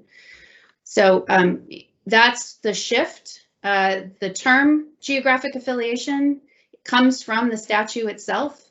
The purpose of an inventory is to identify the cultural and geographic affiliation of Native American human remains. So in this change, the department is looking at the statute and what was required by Congress, and is trying to facilitate a process that is in accordance with that. So perhaps that's a better way of framing the issues for the committee to discuss. And I certainly think there are more than these 3 issues that the committee should discuss, but these are significant in a substantial way. So John, I think you had your hand raised first. Yes, and I just wanted to follow up on what Frank had just pointed out, not just about the changes or I would say or maybe Frank we're mentioning the highlights, I guess, or some of the major changes. But as Frank has pointed out, I'd just like to say I've heard that I've heard your statement already, what your concern, particularly from some of the I'd say from the tribal communities, and probably what you're also referencing, and I've received some comments or had heard some comments on that, is perhaps what you're sort of referencing is like a red line version of what that's really pointing out not just the major points, but some of the I won't say the nuances that are in there that might have been changed as well, that could be helpful. I'm just putting this out there, that could have been helpful, or perhaps not proposing to speak formally for the tribes, but to say when you're looking at these things, to have all of the changes in front of you, where you can even though it's great that those documents are out there pointing out the major changes, but even like I said, the minor changes. I think Frank, you're mentioning too, the minor changes, while they may appear minor in the wording, could have larger implications. And I think that people want to certainly be able to consider all that's in front of them. And so I had received some comments, or people had asked, what would be the possibility, or is there a red line version? Probably, perhaps what you're asking and proposing, rather than having to go through and suss out all of the wording, all of the wording changes that you may or may not catch, and if not just the first reading, but a couple of different readings as well.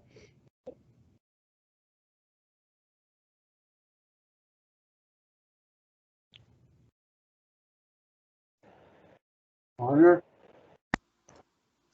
Thank you, Chair.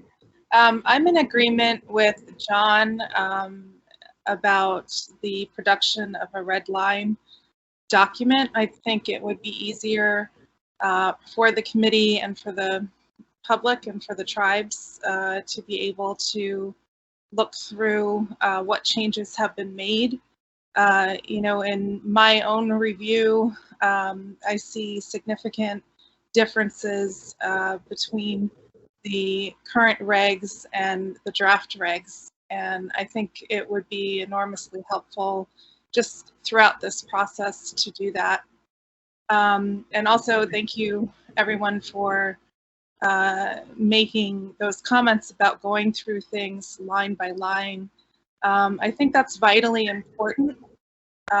We're talking about the repatriation of our ancestors here and cultural items, and we want to make sure that we're approaching this in a good way and in the right way, and that we do our own due diligence and service to the intent of the law. And I also think that, you know, this process is going fairly quickly. And just from my travels around to different tribal communities and in talking with folks generally, at this point in time, I think the tribes need more time to comment. You know, this is an important season for ceremonial activity, and the time that needs to go into that needs to go into that. So I would also hope that the Department of the Interior and the National NAGPRA program and Secretary Holland decides to extend out the consultations that are occurring with tribes so that we are sure to get all of their input in properly. So I would appreciate, though, in this process for us in the review committee, so that we can provide adequate recommendations to the Secretary of the Interior as per the Native American Graves Protection and Repatriation Act, and our duties that we do go through this thoroughly. Melanie, I appreciate you putting together all of those documents. I'm sure it took a long time to do, but again, we need to be thorough in how we're looking at this. Thank you. John, I see you have your hand raised, and just before that, I want to first clarify that I was not suggesting we shouldn't take a line by line. I kind of wanted to facilitate some conversation on the three major issues. Second, I would ask Honor, John, or Frank, who all mentioned identifying significant changes, if you would want to raise those significant changes that you have identified in the text of Subpart C that are not the three I mentioned. Certainly that's another way we can move forward here. If there's something that you feel is far more than just clarification or a streamlining of this process, which again is the overall goal for these regulations, and yet you see it as a significant substantive change and perhaps in error, then certainly that's something that I would appreciate you bringing to my attention in the course of this discussion. Thanks, Melanie. I think the other issue that perhaps has not been brought up yet is that we have not perhaps completed going through the other sections as well from the prior review committee meeting. So I just wanted to have our committee think about that as well. I appreciate both John and Honor's concern about how we do the review and the thoroughness of it and things like that. I mean, I have gone through a substantial part of Subpart C, and I just have highlights of text that's in there that changes, and I basically have some questions about how much of a problem the current text is related to summaries or inventories that we need to make a change. And I have general concern about the I do actually have quite a bit of concern about geographical affiliation, and which extends really throughout the entirety of the document, not just Subpart C. But so I do have concerns about the things that are being added. Where does this create a new responsibility? Clearly, there are some new responsibilities created for museums and agencies in reporting. And part of my questions, and this relates to a number of places in the revision, is how big a problem is this? Who has brought it to the staff or the review committee's attention in the past? And are the changes made? Why do we think those will improve a situation if there is a situation that's problematic? So those are the nature of my concerns, in addition to the concerns the topics that Melanie has identified, all of which I think do bear should be discussed in more detail by the committee. But it may be that we, again, Melanie, you've had an opportunity to focus on this for years, and you have a strong sense of what is important and needs to be changed, and what you think would improve the process. Frankly, we're just not there yet, I think, in terms of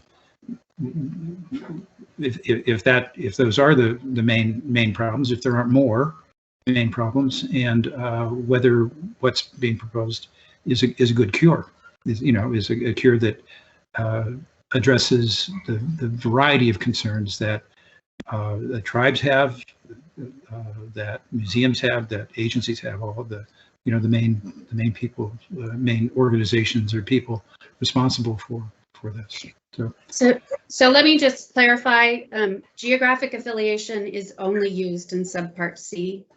It is defined in Subpart A with the definitions, but there is no use of geographical affiliation in any other place within the draft text other than Subpart C.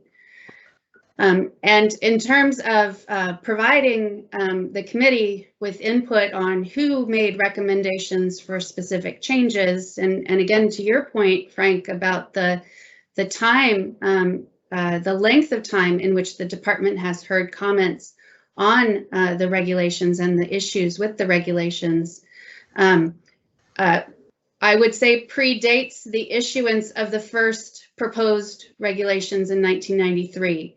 So we have 31 almost years of input on what is problematic in these regulations. And we can certainly take the time and go through and discuss where that input came from.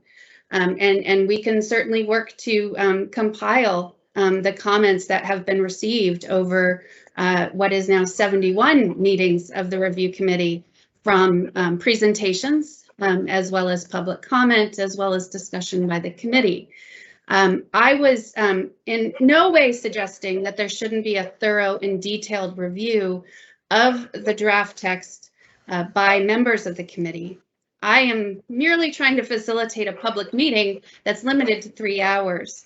I would ask, though, the committee to help me understand then, as we look forward to October, what your preference would be for conducting a very thorough and in-depth public discussion of the proposed text.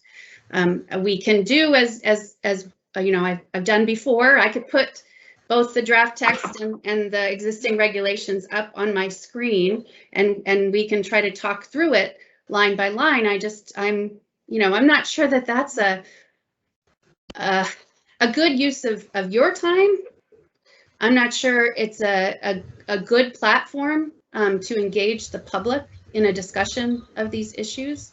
I'm really trying to facilitate a way for the committee to provide individual comments in this public setting, which will contribute to a better understanding for everyone involved on the proposed changes and the issues that they raise. So I guess we can certainly schedule additional meetings. I guess that's the other thing. We don't need to wait till October. If the committee would like me to schedule meetings to facilitate line-by-line discussions, we can certainly do that. I do need to get a notice cleared through the department, but as soon as I can do that, we can hold another meeting at any time. Tim? I'm trying to figure out all the different pieces that are going on here. It seems to me that there's at least two things going on. One is, in the past, this committee has done very thorough analysis of drafts before they go out as a proposed rule. And I think I had articulated some of the timelines that had been done in the 90s. That's what we do. That is what our expertise is. And I think it's basically required under the statute. So that's one. And I think I want to make sure that we have that opportunity prior to publication of the proposed rule. Whether that happens today or at some future point, that's all up for negotiation. I'm fine with either one. And then the second piece is, and I hadn't heard that until today, and thanks for clarifying that, this idea that the tribal consultation in some way might be a sequence prior to us having that opportunity. And if that's the case, that's fine too. That if you're going to do the tribal consultation, or the department's going to do the tribal consultation, come up with whatever changes are based on that, and then provide us with a draft that we can go through in great detail. That works fine. That gets us through the process and builds all the things in. Now, the likelihood we're going to get any of that stuff done by October of this year, I think, is zero. It's just too much work for us to do that. And I think the October date is arbitrary. There's no statutory, when we first were working on the regs, we were told we had a year, and we were under the gun to get those done. And I made a bet with our legal counsel at that time, you may recall, Frank. I bet him a beer that we'd get them done in 5 years, and I lost that bet by a month or two. So yes, and I think that's a really important point to make. It has been almost 31 years of NAGPRA. And the idea that this process of revising the regulations may take more than 5 years, I personally think is too long. I would turn it, though, to anyone else to comment on whether museums and tribes and federal agencies would prefer to wait another 5 years. I've heard a lot of criticism already about the 10 years it's taken to get to this point since the consultations in 2011, and there are lots of reasons for that. But we're here, we have a draft text before you, and while tribal consultation is significant and important to the department, and you have a draft text before you that I would urge you personally to carefully review and consider and raise issues and questions for your own mind about, so that if those remain in whatever comes next, you'll be prepared I think that, again, it's a unique opportunity to have a discussion about these issues in a public setting, and that's what I'm trying to facilitate. Perhaps we should discuss the review committee's role in this and the in-depth process that occurred between 1990 and 1993 to get to a proposed rule, and then from 1993 to 1995 to get to a final rule, which again, I will remind everyone, came after the due date for inventories and summaries. And that has been highlighted as an extremely problematic issue.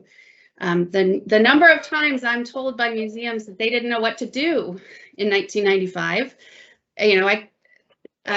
there was proposed rule, there was some information, and there certainly was the statute. But what we're trying to do here is to move this forward, perhaps in a slightly faster manner than was done in the 1990s. I've got no problem with that, but I think the first thing that would help me is some clarification on whether this is a sequential process where the tribes will do their consultation and revisions to the draft will be made, and then we'll get a new draft to look at. That's fine with me. And then we can sit down and do our detailed review of it. Or are we all going to work on it at the same time now and put all that together at the end? That's okay too, but we're not going to get it done in 45 minutes left of this meeting plus 3 hours next time. It's just not going to happen. But we're willing to do the work. I can't tell you what the process is because tribal consultation has not concluded. And the department will take the next step, whatever that is, based on input from Indian tribes and Native Hawaiian organizations. So I don't know at this point. The tribal consultation may result in everybody agreeing that this is fine and it's going to go forward, and then the department will take that next step. I can't, the tribal consultation may result in a complete overhaul. I can't tell you that, and that is specifically why consultation is so important. I cannot tell you what's next. But we're required to be consulted as well.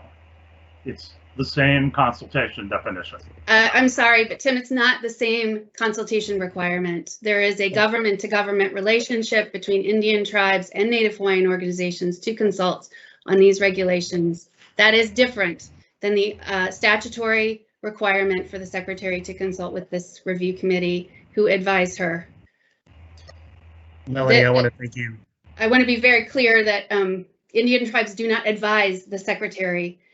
This review committee advises the secretary, and that is a very different issue than government-to-government, nation-to-nation consultation. Melanie, I want to thank you for that exact statement. I came off mute here to address this topic we're discussing about the nature of this committee's advice and that relative to tribal consultation. Melanie, you're 100% correct that the statutory basis or really the legal basis for these forms of consultation are completely different, and I do not want to confuse the review committee's advisory role and the consultative role it has under NAGPRA, the statute of NAGPRA, with government-to-government consultation with Indian tribes. Moreover, I want to stress a point that yes, the statute envisions a role for the review committee to consult with the secretary, but that role and how that role plays out, as it is for all of us here who as either full-time or special government employees who work for the secretary, is at the secretary's discretion. And so as this process is playing out, we are certain, and Melanie has repeated, that there will be a time for the review committee to submit written recommendations or whatever recommendations it sees fit. And what we have now is a pre-game show here, an opportunity to look at all of these concepts and at some of the language that's being proposed to prepare for that moment, because your moment, review committee, is coming. And we don't want to waste time that you could spend getting to talk through these major issues. So that's what's, I think, happening here and what Melanie was trying to communicate. The secretary will provide greater direction in the future as to those next steps, either through her delegations to the assistant secretaries, to National NAGPRA. Those will come. But knowing those are coming, Melanie is trying to open up this opportunity for the committee to start these discussions, start preparing for what this will look like at that time. I hope this clarifies a bit, both sort of the statutory authority question, the role of the review committee part, and I think what Melanie is trying to explain as well. Thank you. Melanie, this is Armin. Yes, sir. Nope. Just to echo what Tim was saying, we're coming from different directions here, and we need to put things in context and try to connect things that will benefit, and also clarify the process that the committee will go. Again, Tim, there's different directions here, and some of the words and suggestions are good words and good suggestions. However, we need to prioritize what we're going to do as a committee. And Frank cited some other issues with the statute, and that's okay. But I think the major issues which we began with, 3 of them, we need to start there. And then also, if Frank or Tim, if you have other major issues, then yeah, we can address those. But understand too that when we deal with these major issues, they will more than likely take care of some of the smaller issues. And we can make that happen. But we do not want to bog ourselves down. We need to bring together this discussion and go on a process that is outlined by everybody. And we just need to put that process together and begin work on the 3 major issues. And again, if there are other major issues which Frank cited, then yeah, we can address those. But we can't bog ourselves down. This committee can accomplish, and we need to make that work. We need to accomplish. So just those words. Thanks, Melanie.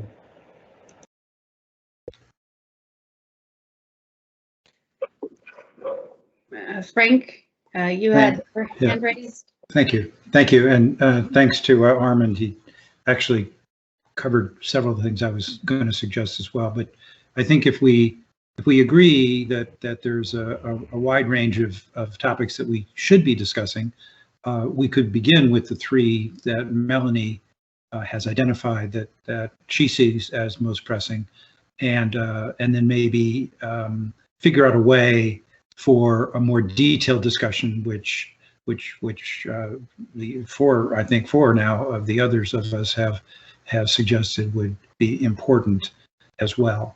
But we do have very limited time, so why don't we try that?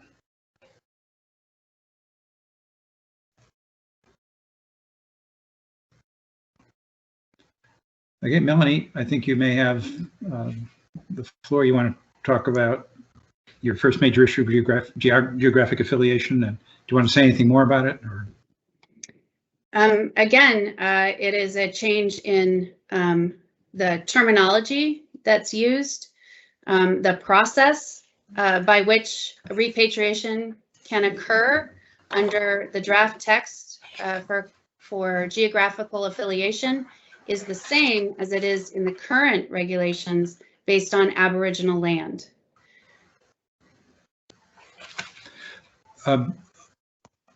So I have a concern, and this actually takes us back to the definitions page. It doesn't really, is where the key question is here, and that is that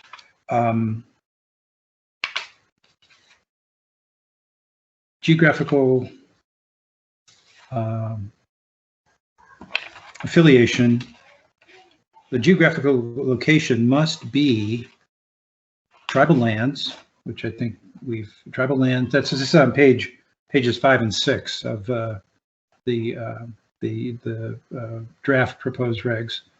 I think tribal lands is fairly clear in the statute and what's been used as the standard for that. Acknowledged Aboriginal land and adjudicated Aboriginal land are new terms in the definitions part as well. So you have to go back to look at those. Acknowledged Aboriginal land is I think totally new in the sense of there's been now an identification of types of sources of information about how you might determine whether some particular land is acknowledged Aboriginal land. And I have questions about all of those sources and questions about the reliability of evidence that might be in those sources, and a question about who is responsible for deciding whether a particular treaty that the president sent to the Senate for ratification, or an act passed by Congress, or an executive order, or another federal document or foreign government document is a factual, what the factual basis is for that regarding the location of Indian tribes. And this would be during the historic period, because all these pretty much relate to historical documents. The adjudicated Aboriginal land, it seems to me, essentially uses the ICC and the Court of Claims decisions about that. So that's already it's effective for the new discoveries. But I have concerns about acknowledged Aboriginal land, what that means. So it's not just substituting for a phrase that many people find offensive, and I don't disagree with that. It always bothered me that was the term we had come up with, but at the time we used it, it was sort of the best we could do, and a new one would be fine. But that wasn't so offensive because all the remains do have some kind of cultural affiliation. It depends on just how specific an affiliation one feels comfortable with. Well,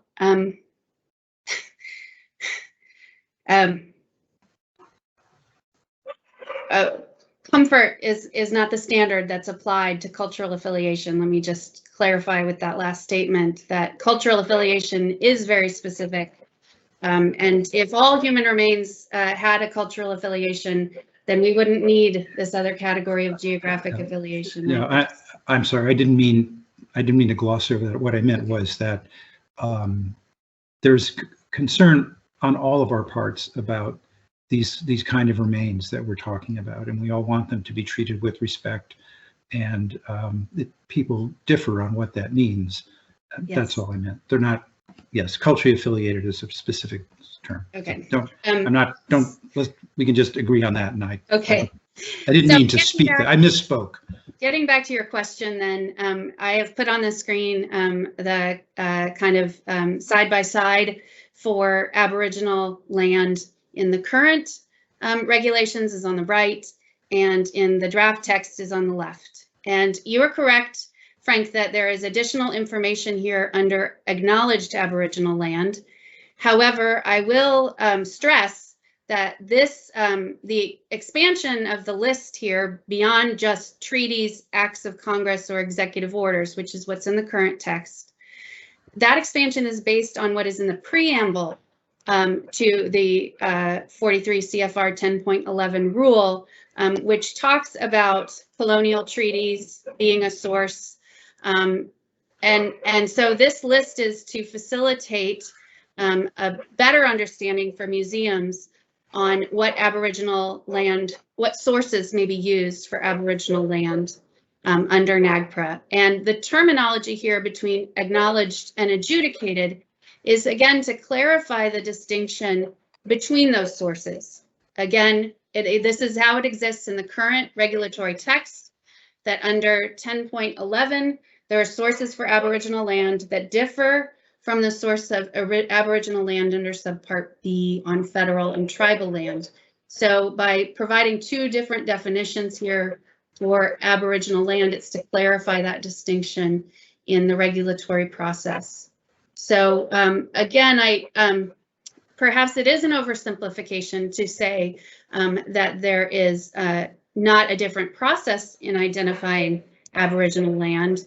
In fact, I would say that the draft text is an attempt to clarify what is in the current regulations that requires both the reading of the regulatory text as well as the preamble to 10.11 to get a grasp of what those sources are. Thank you. Can you tell me, or tell all of us, how often the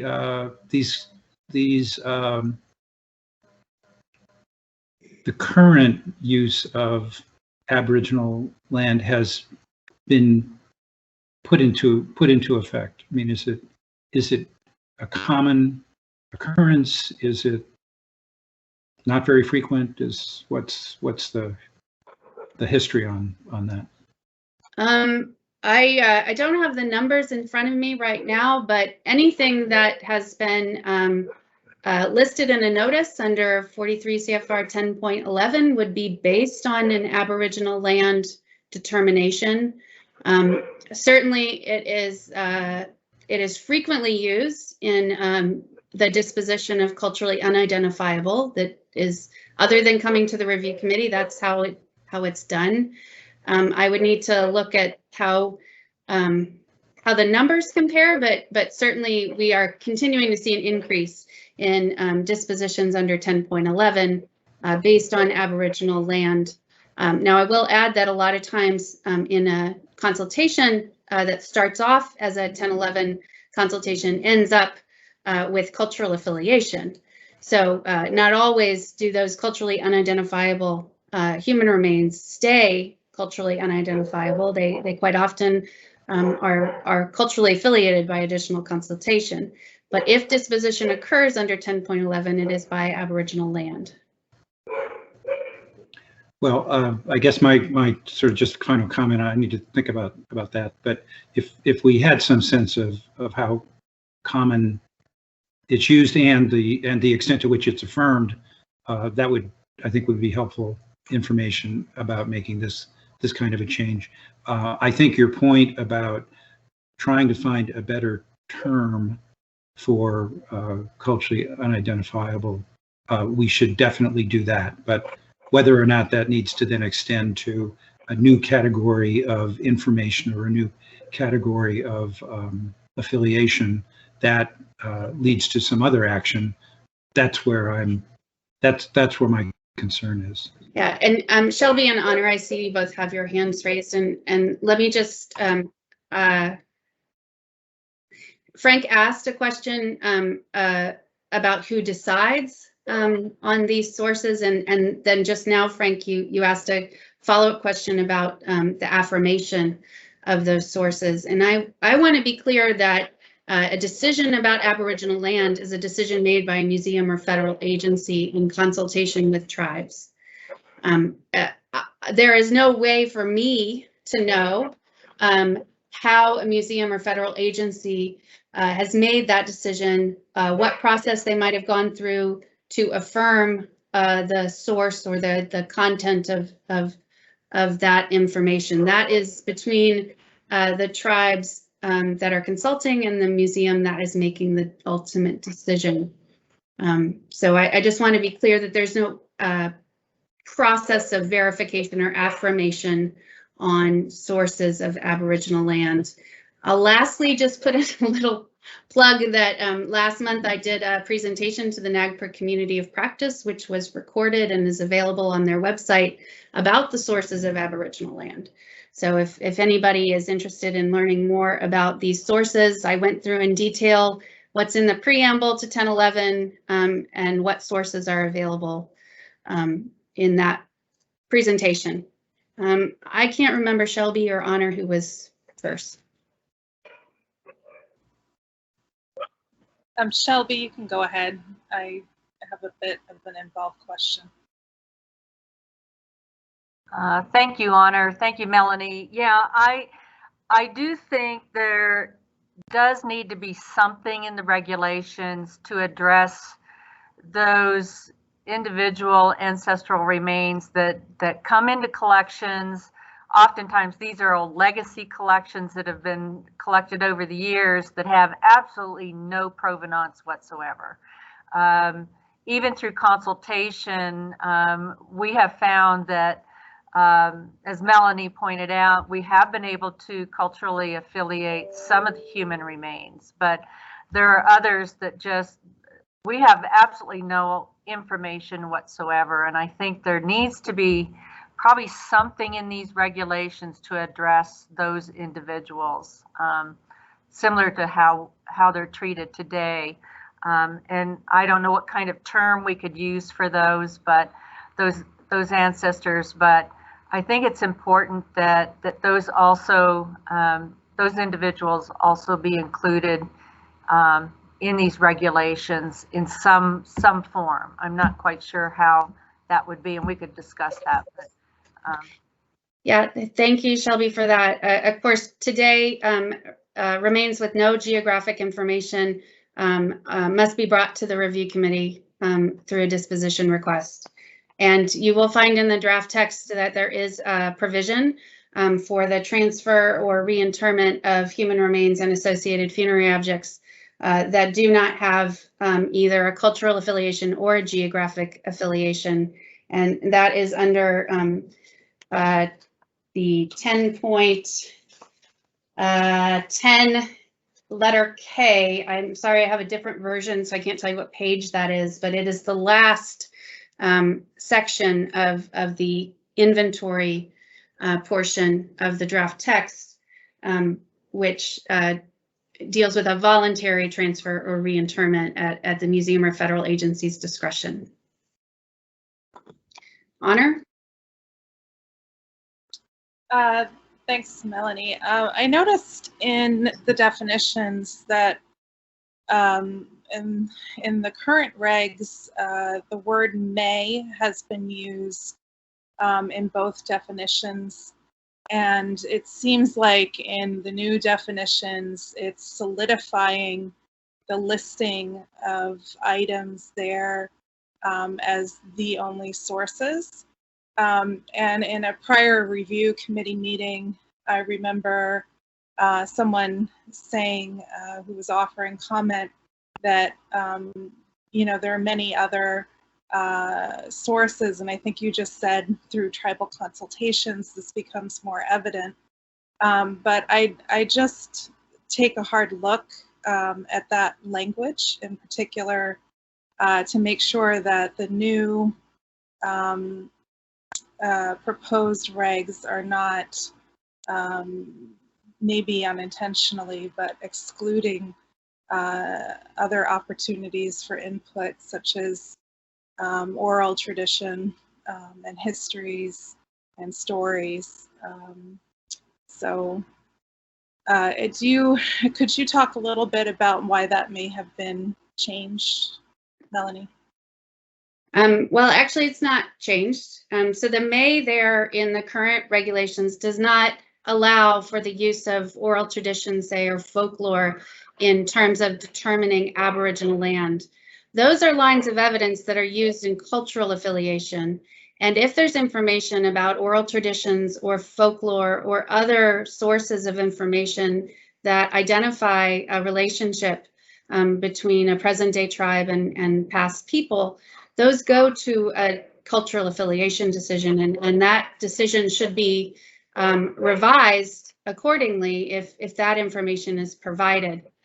We only get to using Aboriginal land when that information is not available or did not result in a decision of cultural affiliation. So again, the process, the way it's laid out, requires a cultural affiliation decision in the first instance. And certainly in looking at the present day regulations on culturally unidentifiable, there's a provision there for a reassessment of a cultural affiliation decision as a part of that consultation. And that's where that information would contribute to a different decision by the museum. And that's what I highlighted before, that many of the remains that are repatriated under 1011 are actually then culturally affiliated and repatriated under those provisions. Does that make sense? It's not intended to exclude oral tradition or folklore or other sources of information. Those are already captured by the statute itself in terms of the lines of evidence for cultural affiliation.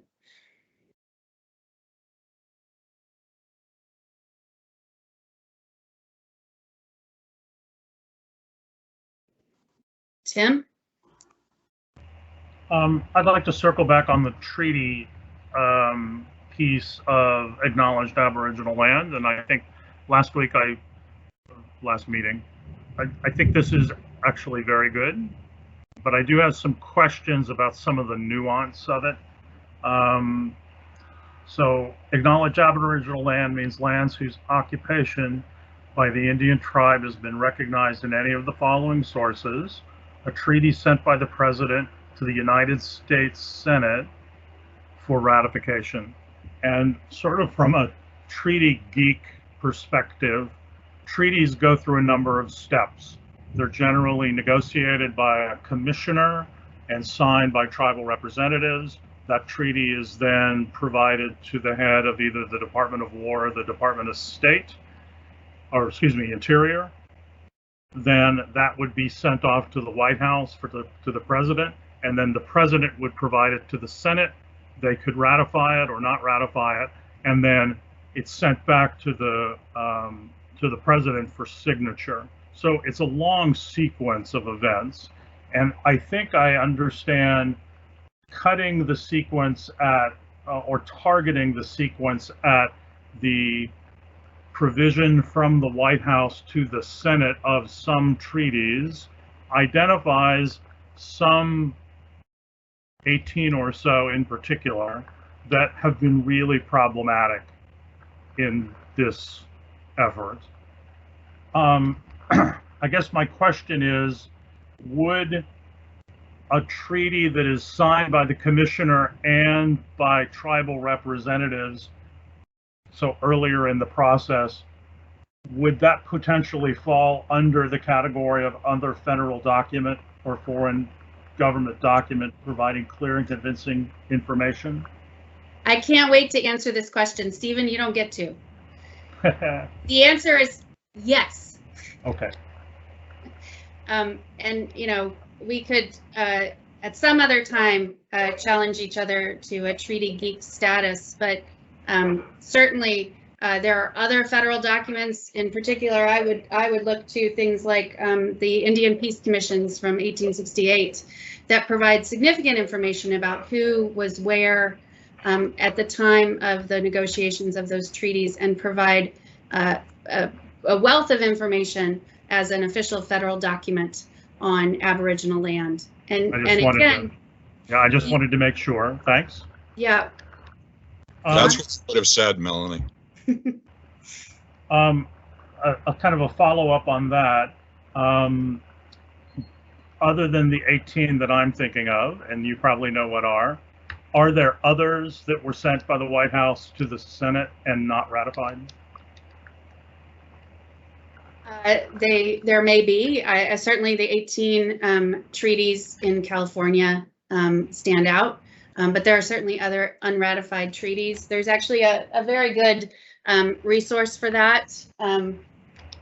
There's a book behind me on Indian treaties, and that includes lists of unratified treaties. I think it's over there.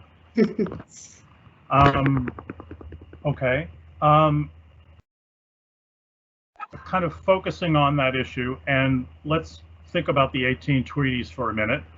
There's been some analysis of the names that are signatories of those treaties and linking those names to particular present-day Indian tribes or to non-federally recognized groups. By putting in place this provision in California, the federally recognized tribes would be geographically affiliated under that treaty that was submitted by the White House to the Senate. What would happen to the non-federally recognized groups that also signed that treaty?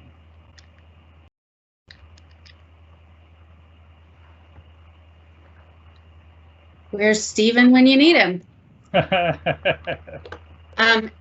Based on the definition Right here.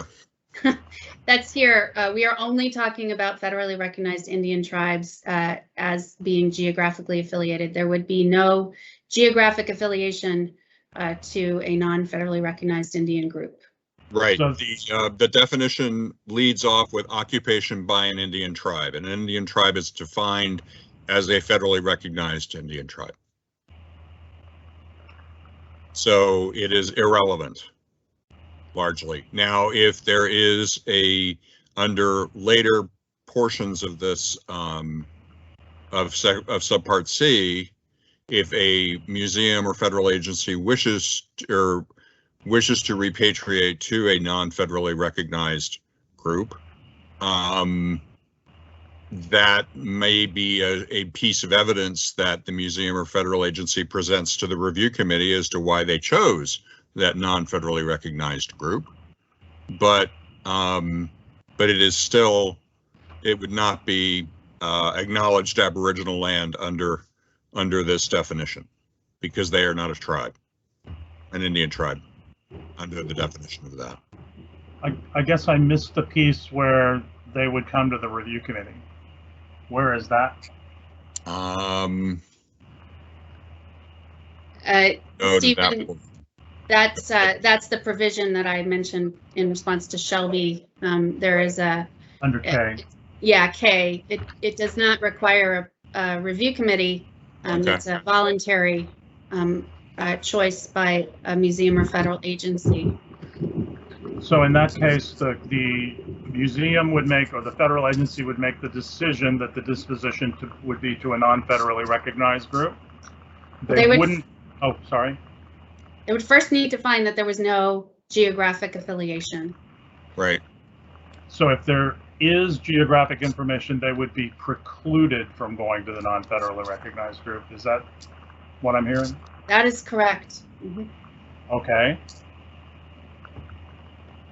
But since let's say there is no geographical affiliation that they've been able to identify, no culturally affiliated, federally recognized Indian tribes, they would go ahead and make that determination, send the notice to the Park Service for publication in the Federal Register, and then when the notice appeared, that would be the first public announcement that this is happening. Is that correct?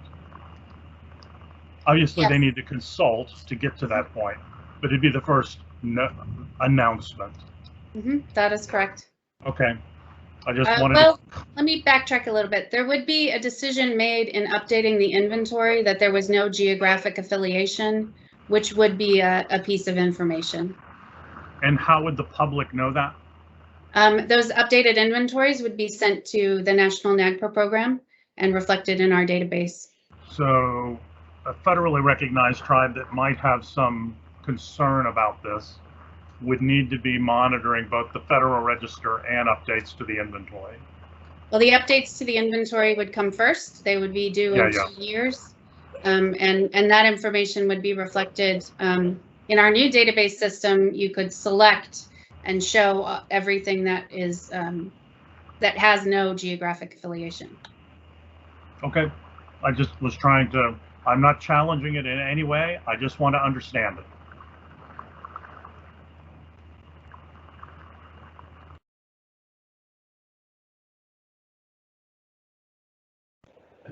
Melanie, this is Armin. Yes, sir. We got about 10 minutes, Melanie. Yes. Armand, if I might ask you a question directly. Yes. could you speak at all about the use of culturally unidentifiable or about the voluntary transfer of funerary objects from your perspective? Well, I guess this is one of the times where, getting up to speed, just in this last 9 months with NAGPRA committee and what the interior offices are doing and their continued work with NAGPRA. But in the past, Melanie, during all the years, never heard anything culturally identifiable as being offensive. Tribes use that term. Federal agencies, universities use that term, and there was no problem with it. And repatriations were still went forward. So today, now culturally unidentifiable is offensive. I don't know the reason or reasons why it's offensive, but if tribes find it offensive, and then another term could be used or considered. And like we started with this meeting, Melanie, geographic was mentioned, and geographic is mentioned in the statute. If that works, great. But again, I don't really fully understand how culturally identifiable is offensive. But the ones that have daily work with our ancestral remains, daily work with federal agencies, museums, and universities, and it seems that this culturally identifiable is beginning to gather momentum in being offensive. So if that's the end case, substitute it with geographic. That'll still accomplish and still fulfill the need for repatriation. So, that's from experience, Melanie, from the past 30 years, some years in working with the law and working with federal agencies, museums, and universities, but specifically working with tribes. And here in the Northwest, we accomplished a lot of repatriations because we agreed on what we wanted to do. And humbly, Melanie, the Kennewick Band is a good example. So those are experiences and my perspectives, Melanie. Thank you. Thank you. John?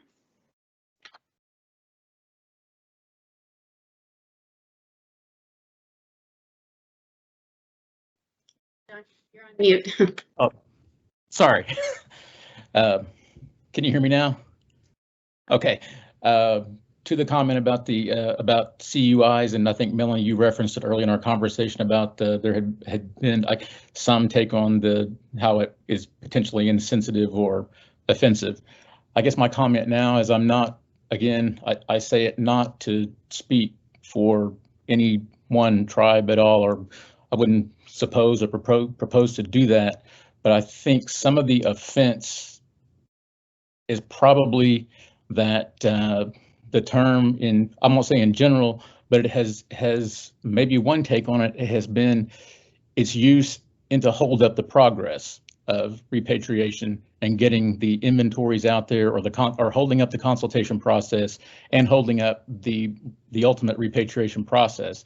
And at least for me, that part of it is offensive. I think that's or not saying that they have been a part of prior conversation. And I certainly think, and I certainly agree with that from a tribal perspective, that that is offensive. But I think an offense too is that its usage by some museums and agencies as holding up the repatriation process is offensive.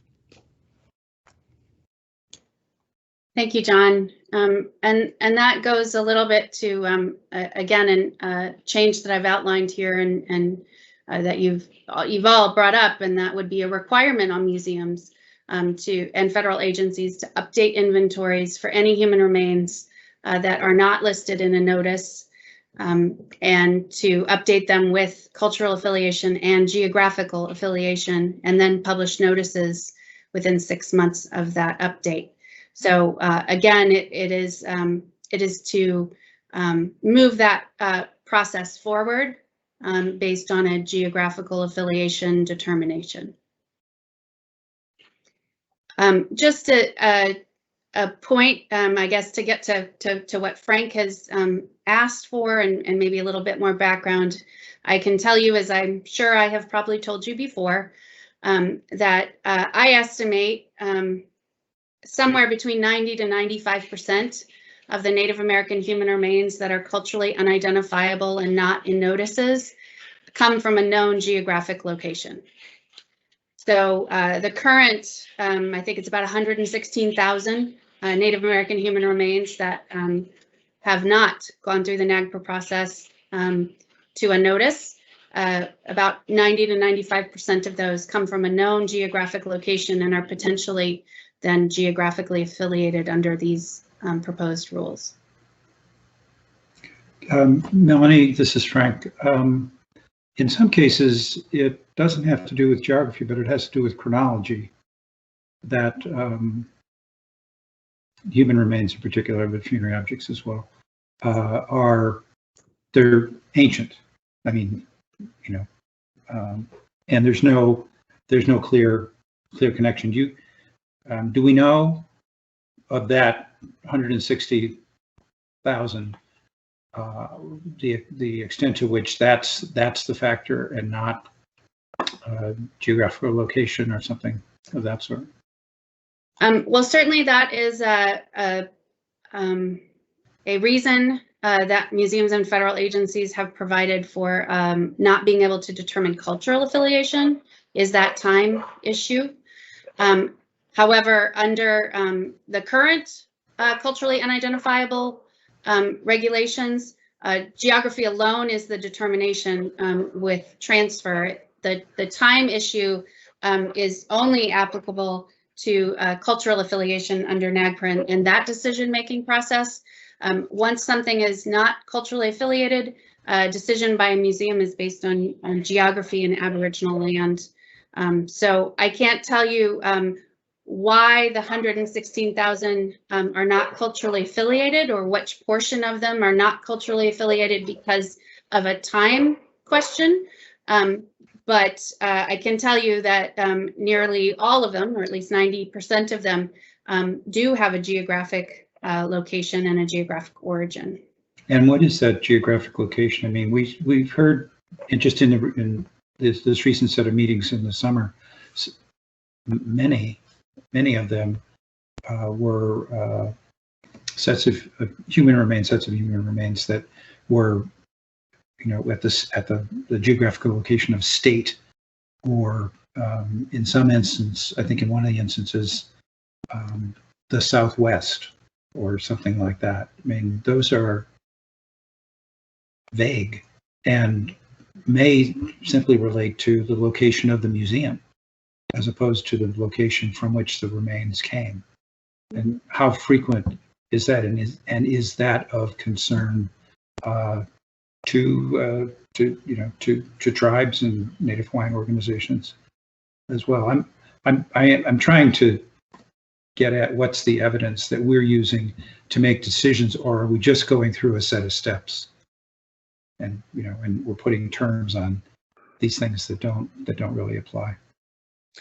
Well, I think that the purpose of these revised regulations are to provide steps for decision making, to facilitate those decisions, and it may be going through the steps, but those are the steps that haven't been completed after 30 years of this this law, and we're over time, so I'm not gonna go too much further into that.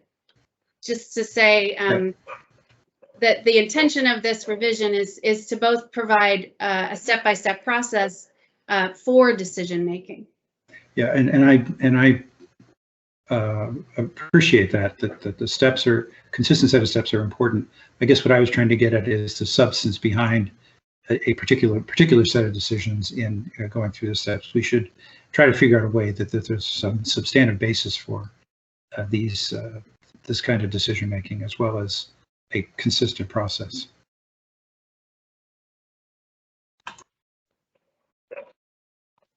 Honor, did you want to conclude with something? Yeah, I'm just going back to, since we're at the end of our meeting, this process question and also some of the requests that were made in today's meeting. Melanie, I look forward to seeing that redlined copy of the changes in the regulations. So hopefully you can provide that to us here shortly. I think that will be very helpful moving forward. I know there was some discussion earlier also about having additional meetings. We can try and address that now, or we can move it to the next meeting to decide that. But again, I think it's important to be clear on our process and look at the time frame in which we have to review these draft regulations that have been proposed, and given the comments, of course, by our committee members, it sounds like folks feel that it might take more time. So I just want to come back to that before the end of our meeting here today. Thanks. Thank you. And I'm going to suggest that we do have a discussion at our next meeting about future meetings and when and the format. Again, to reiterate what I expressed at the beginning, I would seek input both from the committee as well as the public on the format of those future virtual meetings. I apparently lost control of my own schedule because we did not provide opportunity for public comment. We had a request for public comment from one person, but that person is not in attendance. So at this time, I'm going to suggest, and I would ask for Brady to perhaps give me some advice on if we were to start the next meeting with opportunity for public comment. In addition, we can always accept written comment from any individual. So if you have a comment that you want to share today and you wanted to send it in an email to me, I can then provide that to the committee. But Brady, can you give me advice on whether we should provide that opportunity at this time, if we can delay and start the next meeting with public comment? Yes, Melanie, given the time constraints on this virtual meeting and the platform and how much time we have left to use it, it'd be consistent with FACA, which I think is your concern here, to offer everyone the ability for written comment and to request people come forward for public comment. Starting the next meeting would be an appropriate time to bridge these two. Particularly because of the connections between these meetings themselves. Right now, we are kind of in a single extended session, if you will, as we've been over summer. So unless the committee, again, that's a legally sufficient thing you can do, unless the committee wants to propose an alternative right now. You of course have your option to take public committee at the moment or delay till next time, but either will be legally fine. Thank you. Honor, you had your hand raised? Yes, just given that we are deliberating these proposed draft regulations at this time, I think it would be helpful to have the minutes from the meetings that we've had passed along to us in a shorter time frame so that we can review them as each subsequent meeting happens. And I just want to make sure everything's kind of flowing in a timely manner and that we have opportunity to do that. And I know it's an unusual thing that we're here online as opposed to being at a regular committee meeting, but I think that will help with the process as well. Well, certainly that's why we have provided the meeting summaries on our webpage, and granted they are very short. But I do say that, you know, we are working on minutes as well as the transcripts for these meetings. It has always been our practice to provide the committee both with the minutes as well as the transcript for your review. And I would be concerned about sharing the minutes with the committee before we have the transcripts completed, because the transcripts really are needed for you to review any specific questions you might have about how the minutes reflect your discussion. So I appreciate your requests, and we are, I'm looking at Lisa's poor face. She's working as hard as she can to complete both the transcripts and the minutes for all of these meetings. But as Brady mentioned, although we've stretched this out over time, this is essentially a 2.5-day meeting that we are doing over the course of several days. And so we're treating it the same way in terms of providing minutes and transcripts at the conclusion of the series. And thank you, Lisa, for always providing such thorough transcripts and meeting minutes. I appreciate that. But I think it will help us as we move forward to review what we've said and to be as thorough as possible. Thanks. With that, I think we should adjourn the meeting, and we will provide an opportunity for public comment at the beginning of the next meeting. If you are unable to attend the next meeting for some reason, you are welcome to submit a written comment by email to me. So thank you all for your attendance, and thank you all for your attention and your participation, and we will see you next Thursday on August 19th. Thank you, committee. Thank you, Melanie, Lisa. Thanks, everybody. Good to see you. Thank you. Thank you, everyone. See y'all next week. Yep. Thank you. We'll see you next week. Take care. Bye-bye.